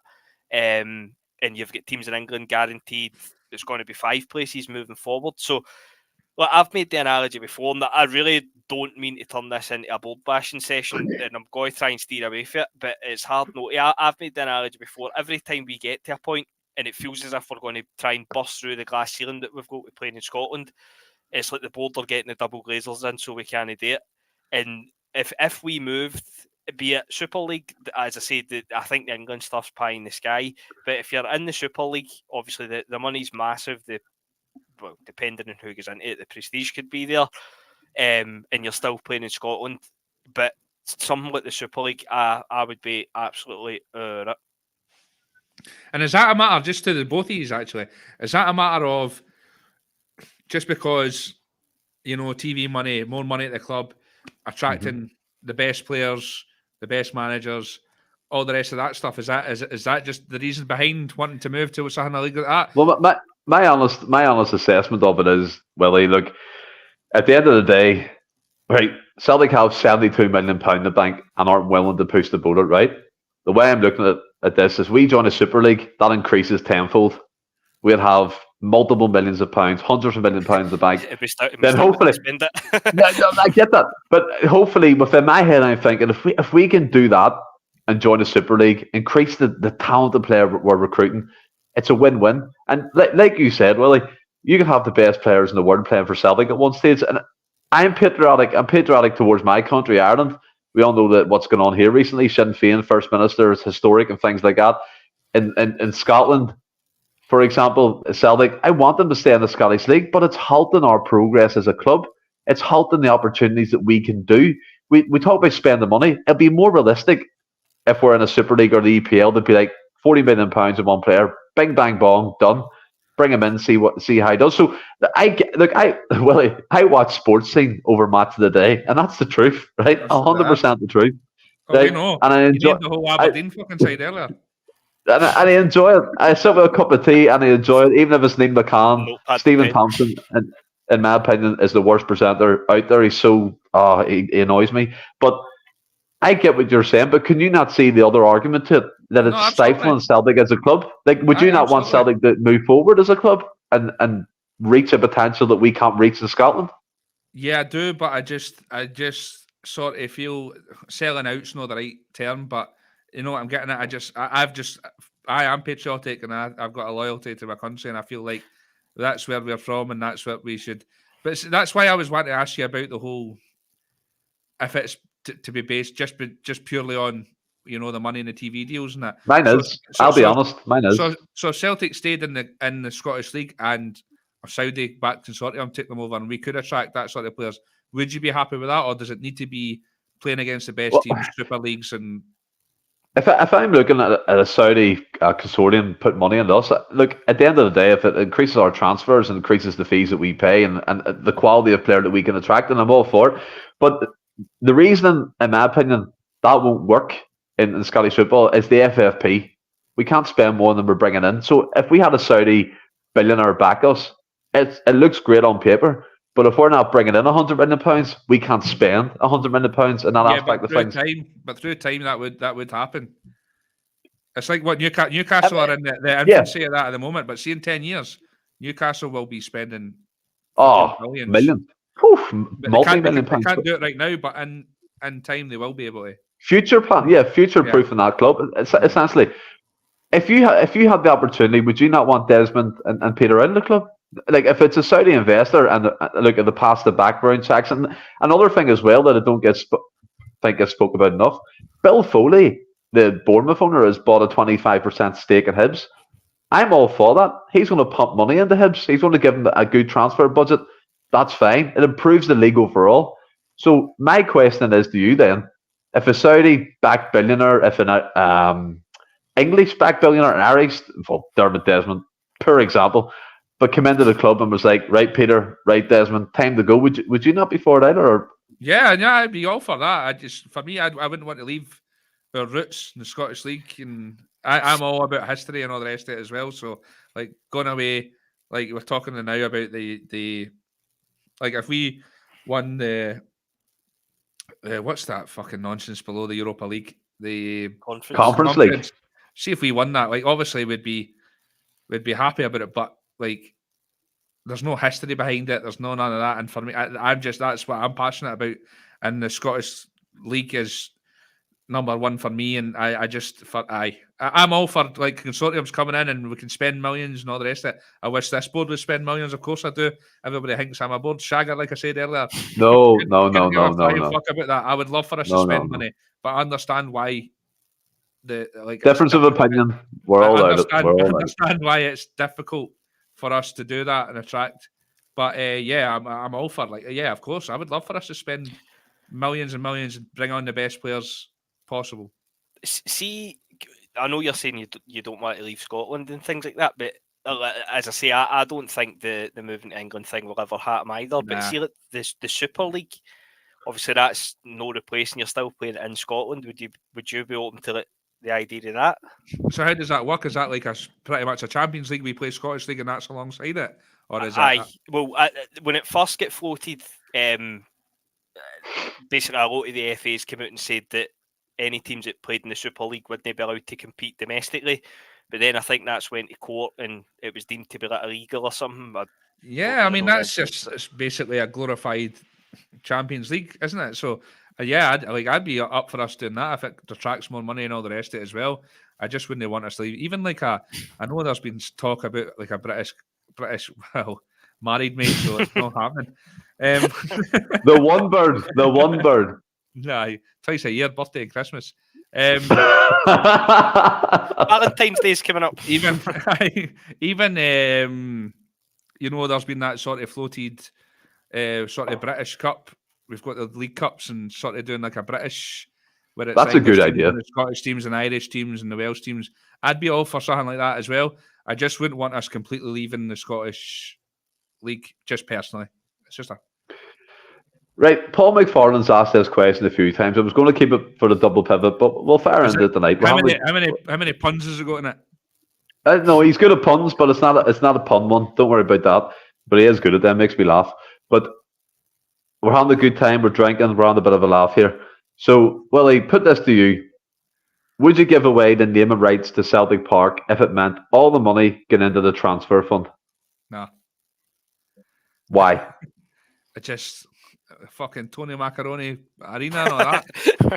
Well, he's skint. He complains about that all the time. Obviously didn't work out for Livingston. No, again for me, what this club's built upon and my personal experiences and growing up and the love I've got for this club and like all my memories, my dad taking me and all the rest of it to Celtic Park Paradise. If you called that fucking Pizza Hut Express Arena or something like that, I would fucking be absolutely, I'd be embarrassed first of all. But we would never call it that. We would never refer to it as Tesco Arena, or you know what I mean. It would always be Celtic Park. I think the general question he's asking, if no, just a no from you. No for me. Not. What about you, James? Can you guess? No, if all the money was guaranteed, and if all the money was guaranteed to go to a transfer budget, and it wasn't like fucking £1 million or 500 grand or whatever. Then as you say, it would still be Celtic Park. I mean, you're saying about you're saying about the Tony Macaroni. I mean, does anybody actually? I mean, we call it the spaghetti hat as a laugh, but I still call it Almondville. I've always called that Almondville. So, I mean, don't get me wrong. If it's something fucking stupid, then I get you'd have a laugh with it. But we'll still call it Celtic Park. Do you know what I mean? And if I don't say Celtic Park, I say Parkhead anyway, so I don't even call it what it's called now anyway. Yeah. And Pat comes in here. Pan-breed. Ask you guys, does Irish always spout tall tales? As yet, seems they do. Look, I have no idea what you mean, but I'm telling you, from me personally, I don't spout tales, so I don't know where that's coming from. To be fair, but if you could explain it, that'll be great. Sam Looks like from he's fired all the words in and then used a thesaurus to change each word. Let's see. Oh, Paul McFarland again. Do you, Willie?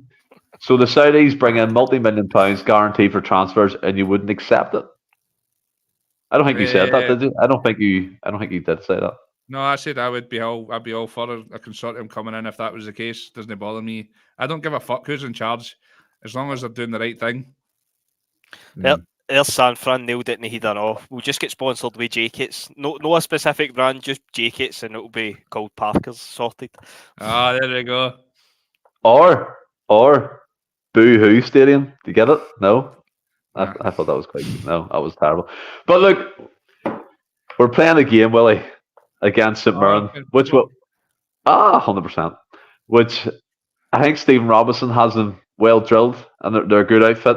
They're obviously in different form. Win a couple of games, lose a couple of games, up and down, yo-yo club in terms of the top six. But one question I wanted to ask you: would you start Alameda again? Would you give him the second consecutive start in a row over Kyogo? I would play both. Yes, we agree. Change of formation then? No, I still think when he's been playing him, he still kind of plays Kyogo in that 10 whenever they puts the two of them on.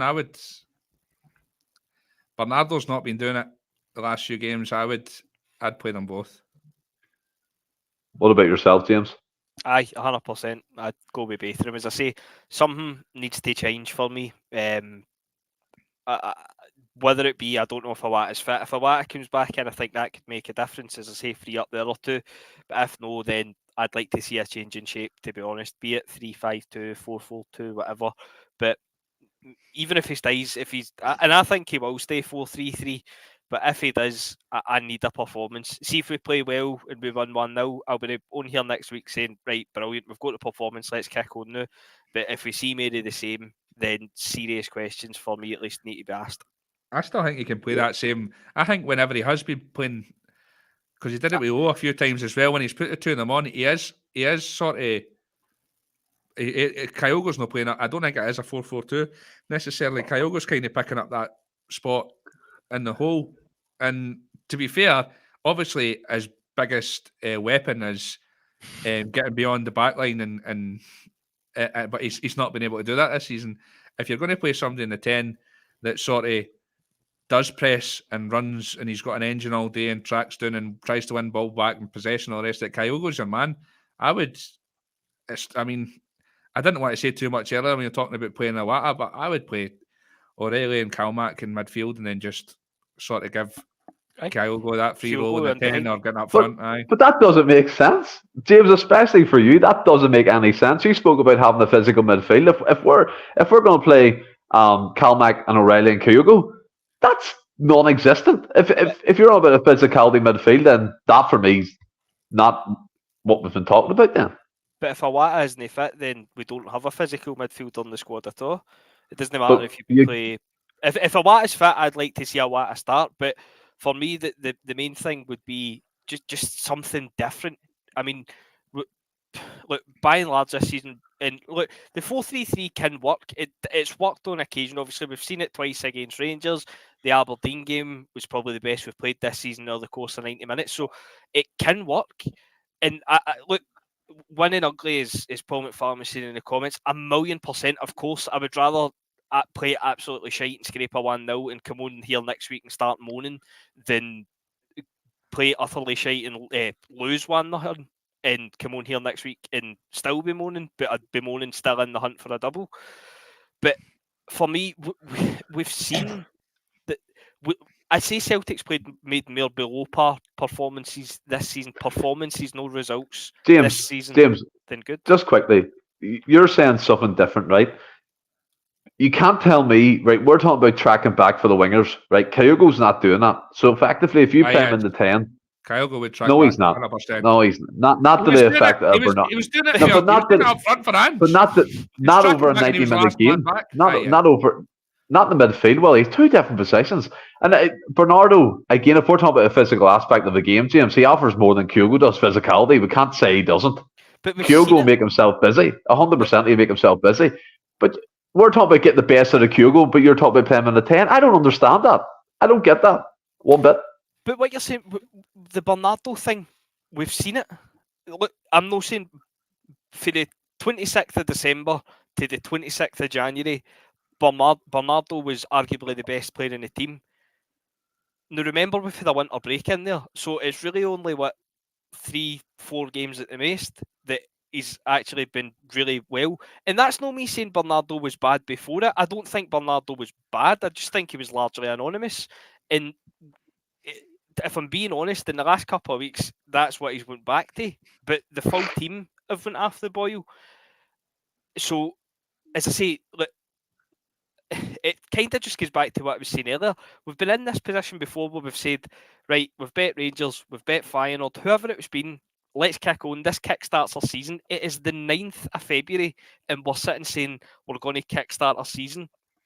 At what point does that just become, are we ever actually going to kickstart our season? And I get that we're top of the league. I understand we're top of the league.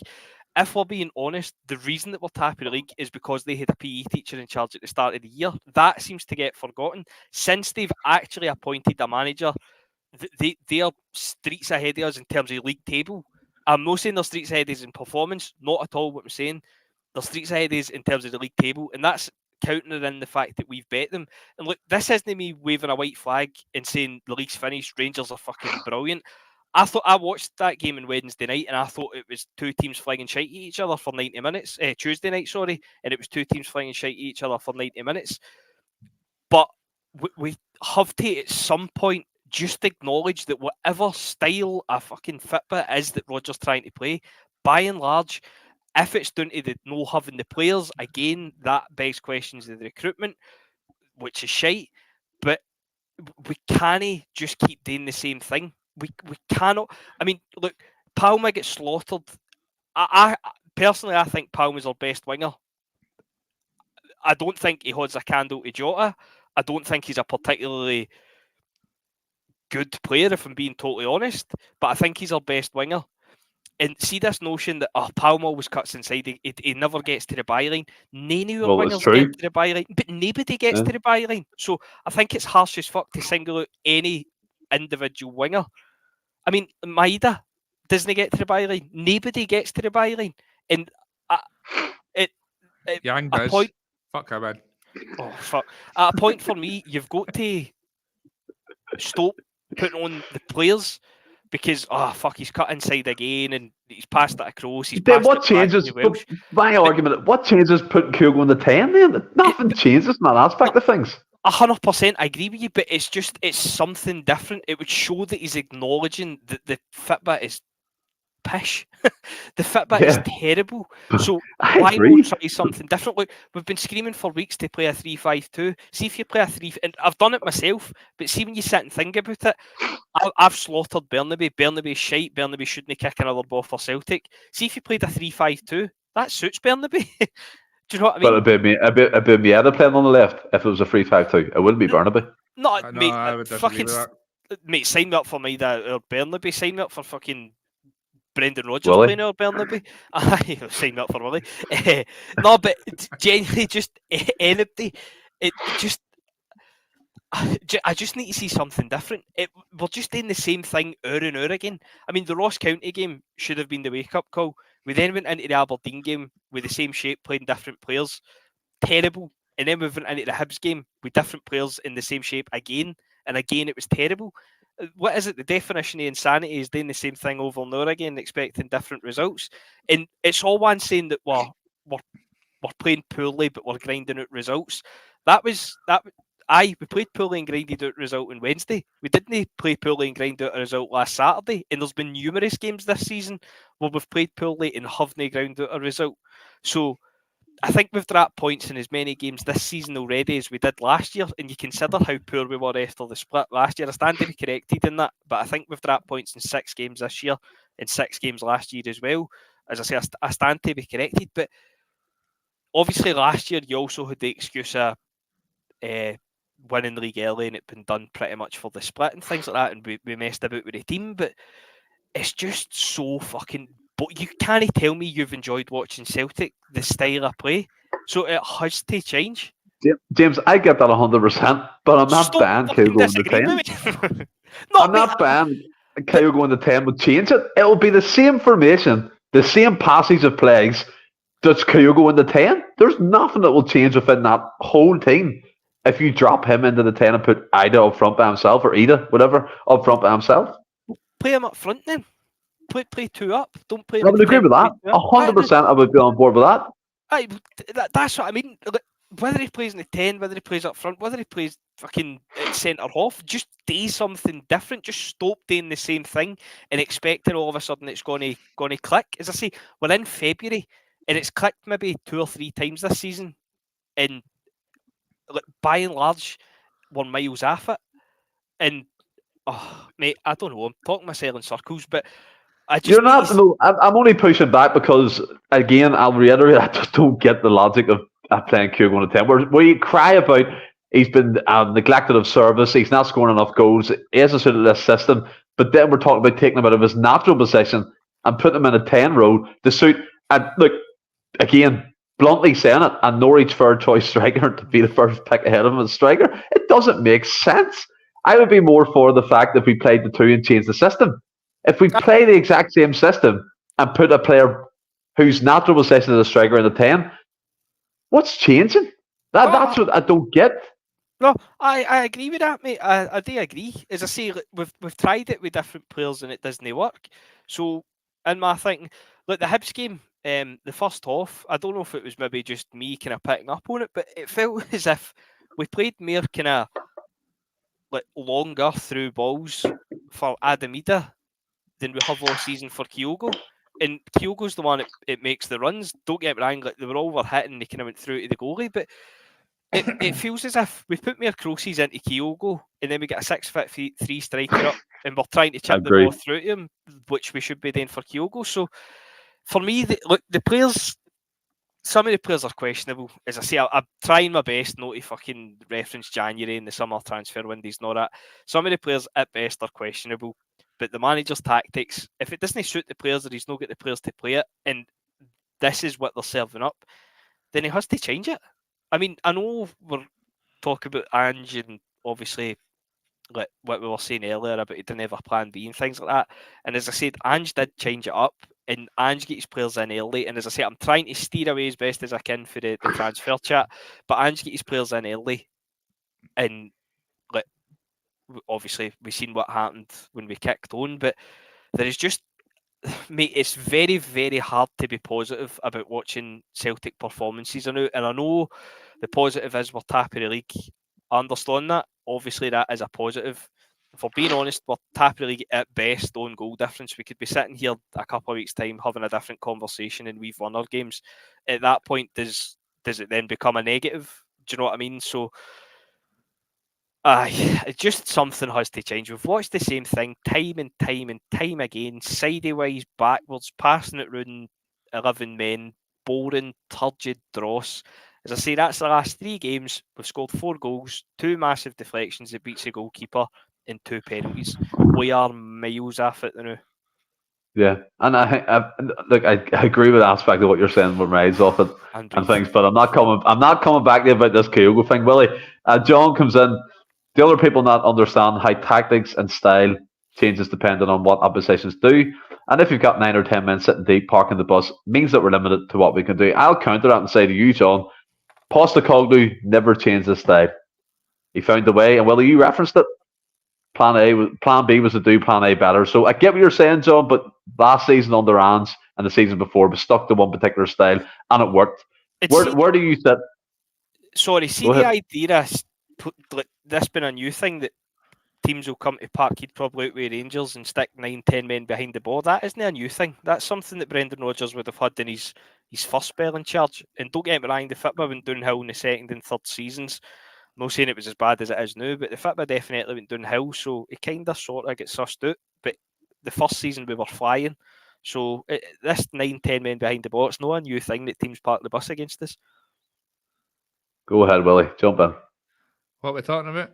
What was So basically what I'm saying is, right, John was saying about the style of Celtic changes depending on what you're facing, but I countered that by saying it didn't change under Postecoglou and it still worked. Me and James were having the debate about Kyogo in the 10 and all that type of stuff. Something has to change. Something has to change. What do you think it is? Because I actually said I would play both of them on Sunday, which I would.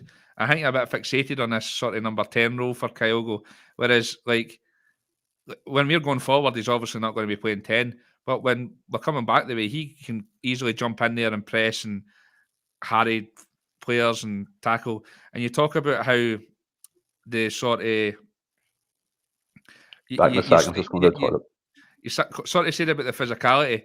And I actually said domestically, I don't think we need that physicality. And for me, the difference in physicality between Kyogo and Bernardo isn't a lot. If anything, I think Kyogo is actually more tenacious in the tackle and in his pressing, and that's why I would play the two of them. I don't think we need to be domestically. We shouldn't need a 6 that sits in front of the back two. And in the games, you see it. Scales and whoever else is playing alongside him at centre half. A lot of the game they're sitting 30, 40 yards for goal, playing this passes to the side and back and forward. So that was what I was getting at with Kyogo. And I'm a bit like yourself, James, where it's like, just try something else. Right. Just try, because right now what's working the Fitba's not been great. But I think all in all, the players need to be doing better. Our wing play needs to be so much better. Ross said in the group chat that like we need to get the width just needs to be so much better. You're talking about Big Ida coming in now as well and getting him the service. It just needs to be better. And I just think playing the two of them is worth a shot. It might be dire. We could be sitting here next week and saying, well, that didn't work. But I like you. It's just trying something else. But see what you're saying there. I agree with what you're saying. Like, I would play two up as well. But see with what you're saying there about the wingers. As I say, like Palma, Maida, Abada, like all of them. Nobody is getting to the byline. No. So surely that's coming for the dugout. That isn't the players deciding that. I mean, we've seen Abada time and time again last year, even coming in at the back post. Maida the same. So that's coming for the manager for me. That's the manager's instructions that's failing. And he's tried it with pretty much, I mean, fucking Mikey Johnson and James Forrest have had games this season and it's 2024 now. So he's tried it with literally every single player at the club and they're all doing the same thing. So for me, that's on the manager. Like, if the players are getting told to come inside, then that's on the manager. I mean, we can play as many different wingers as we want, but if they're getting told to cut inside, they'll still cut inside. That was ideal. You fucked off there, Stephen, because I was telling you why I'd play Kyogo and it was all aimed at you. By the way, no, where I'm coming from, Willie, is I would agree as a 2. But see this fixation, and I did agree with you at one point, of the 10. I know he won't be that when we attack, but the way I look at it is, this debate about Kyogo, and someone said in the comments he's a lost soul. He looks like that at the minute playing. We're not playing to any of his strengths. We're not getting the ball in early. And James made a great point. When he plays, we're lofting the ball into him. That should have been what we were doing when Edith started. We've done the opposite for both strikers. Do you know, it doesn't make sense. And that's why I agree something needs to change, but I don't agree with taking Kyogo out of his natural position to make that change. Because we talk about midfield, Willie, Bernardo, O'Reilly, Kalmack, you take Bernardo out of it, effectively we're playing with 2 midfielders. And I get Kyogo can backtrack, but people can brush him off the ball, Willie. He's not exactly heavyweight. But neither's Bernardo. I don't think there's much But difference. he's more of in a physicality it's between more the of two a of them. presence. He's No more of way. a presence than I would Kyogo. actually say Oh that. wow, I'd actually say that he is. Kyogo's better in the tackle, better at pressing, and I don't think there's much difference in the two of them physicality wise. So I totally disagree with that. And I don't. That's I said fair. That's I fair. said to you earlier about the physicality thing. I don't think domestically we do need like that big physical bastard midfield because we've got so much of the ball. When you're away, I was saying to James that every time we play domestically this season, recently, Scales and whoever's playing centre half of them is like 40 yards for the opposing goal, playing passes left, right. I don't think we need to be, so we don't need to have that extra man in midfield because our fucking centre halves are playing 40 yards to goal. No, I agree. I agree. For me, it's like just go for it. Just try and change it up and see what happens. But I actually think that Kyogo's in the press is much like Maeda. And The press, he yeah. never stops. So if In the forward line. So if we're playing for going forward, he's obviously going to play up front in the two. But if we're coming back the way, he's more capable of tracking back. We've seen it under Ange as well. There was times where we were tracking, but he was the last man coming back, winning a challenge and playing it off, and then trying to get forward again. I don't see any issue with playing him and Ida together, and then him having to play that role. And in fact, I would go as far as saying this season, what we've seen from him, we talked about it after the first game of the season, and we've seen it ever since. Because he's not getting that, he's coming short so much, he's basically playing the fucking 10 or a false 9 as it is anyway. But that comes down to the system, though. It's not suiting him. I think that's what everyone's saying. Whatever's changed, whatever has Rodgers has tweaked, is clearly not playing. I don't think it's so necessarily the system because it's the same sort of formation and stuff we're playing. It's just the creativity and sort of delivery that he's not getting that he was before. People aren't seeing these. Matt O'Reilly is pretty much the only one that sees that pass and plays that pass. Bernardo's not that player. He's more coming into the box late and trying to get goals. He's not he doesn't spot that pass. He doesn't split the defence with that sort of pass either. So I mean that's why he's been coming short. We've seen it recently in the last two games anyway. He's coming really short and he's trying to fucking Maradona beat 6 men before he even does anything. He's tripping on his own laces. So I don't see that. For me, I would stick Big Ida up top and then just fuck Kyogo in as well and just see how it goes. If it's shit and it goes tits up, then fair enough. Try something else. But then we're out of a cup. Like if it goes shit and tits up, we'll be here next week lambasting the team selection.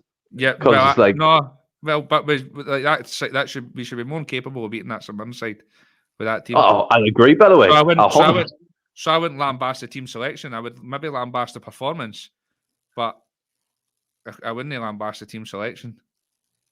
And I think it would be so positive.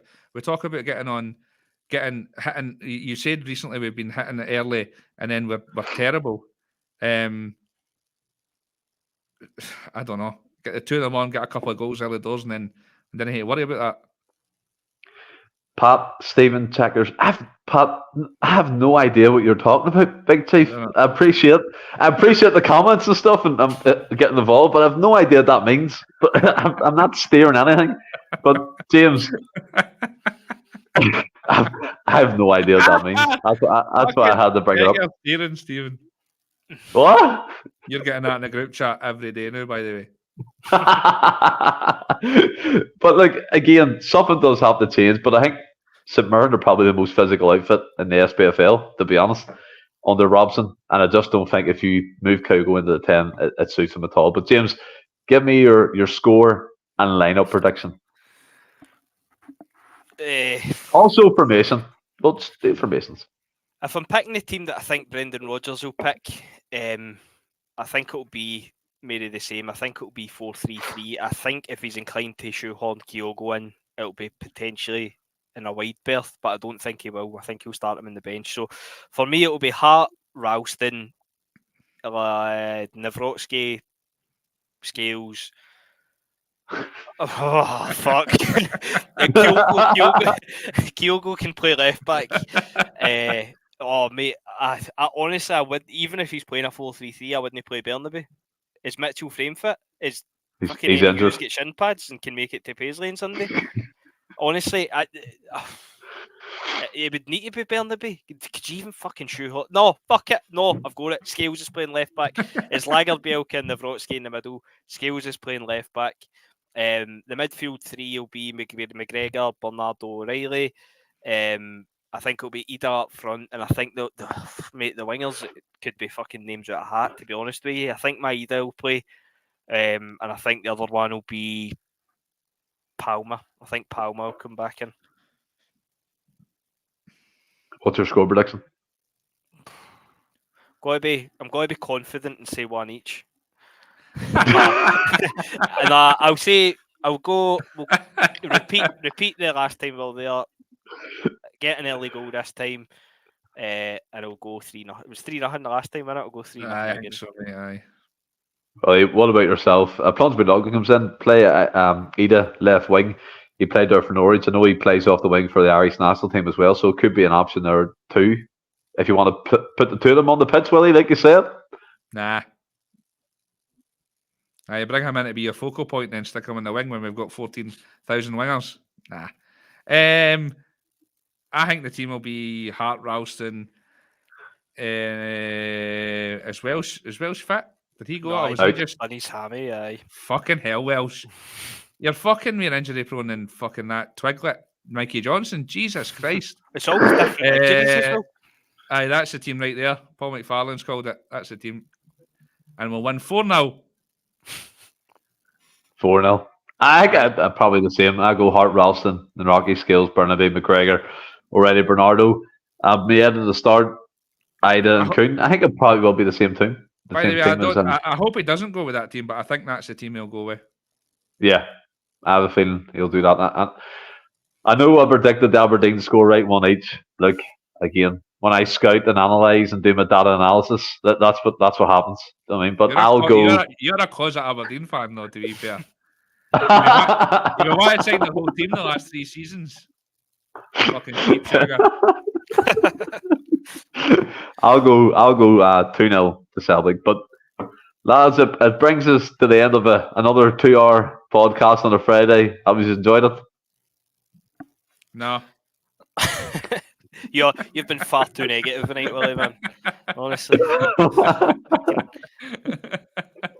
No, superb as usual, mate. It's been good to get back on. I missed it. Yeah. Paul McFarlane comes in 2-1 Celtic. I think we're all being nice and positive. And also, Paul, I still have a couple of cans left. Didn't get to finish on the podcast, but you know what I'm going to do? Put my feet up, watch a film, and finish the next 3 I have. So there we go. And then until Monday, when we're discussing the Submarine Cup I think game. we should probably after SA cans, to be fair, mate. Everybody, stay well, keep safe. And Hail, watch hail. Steeden.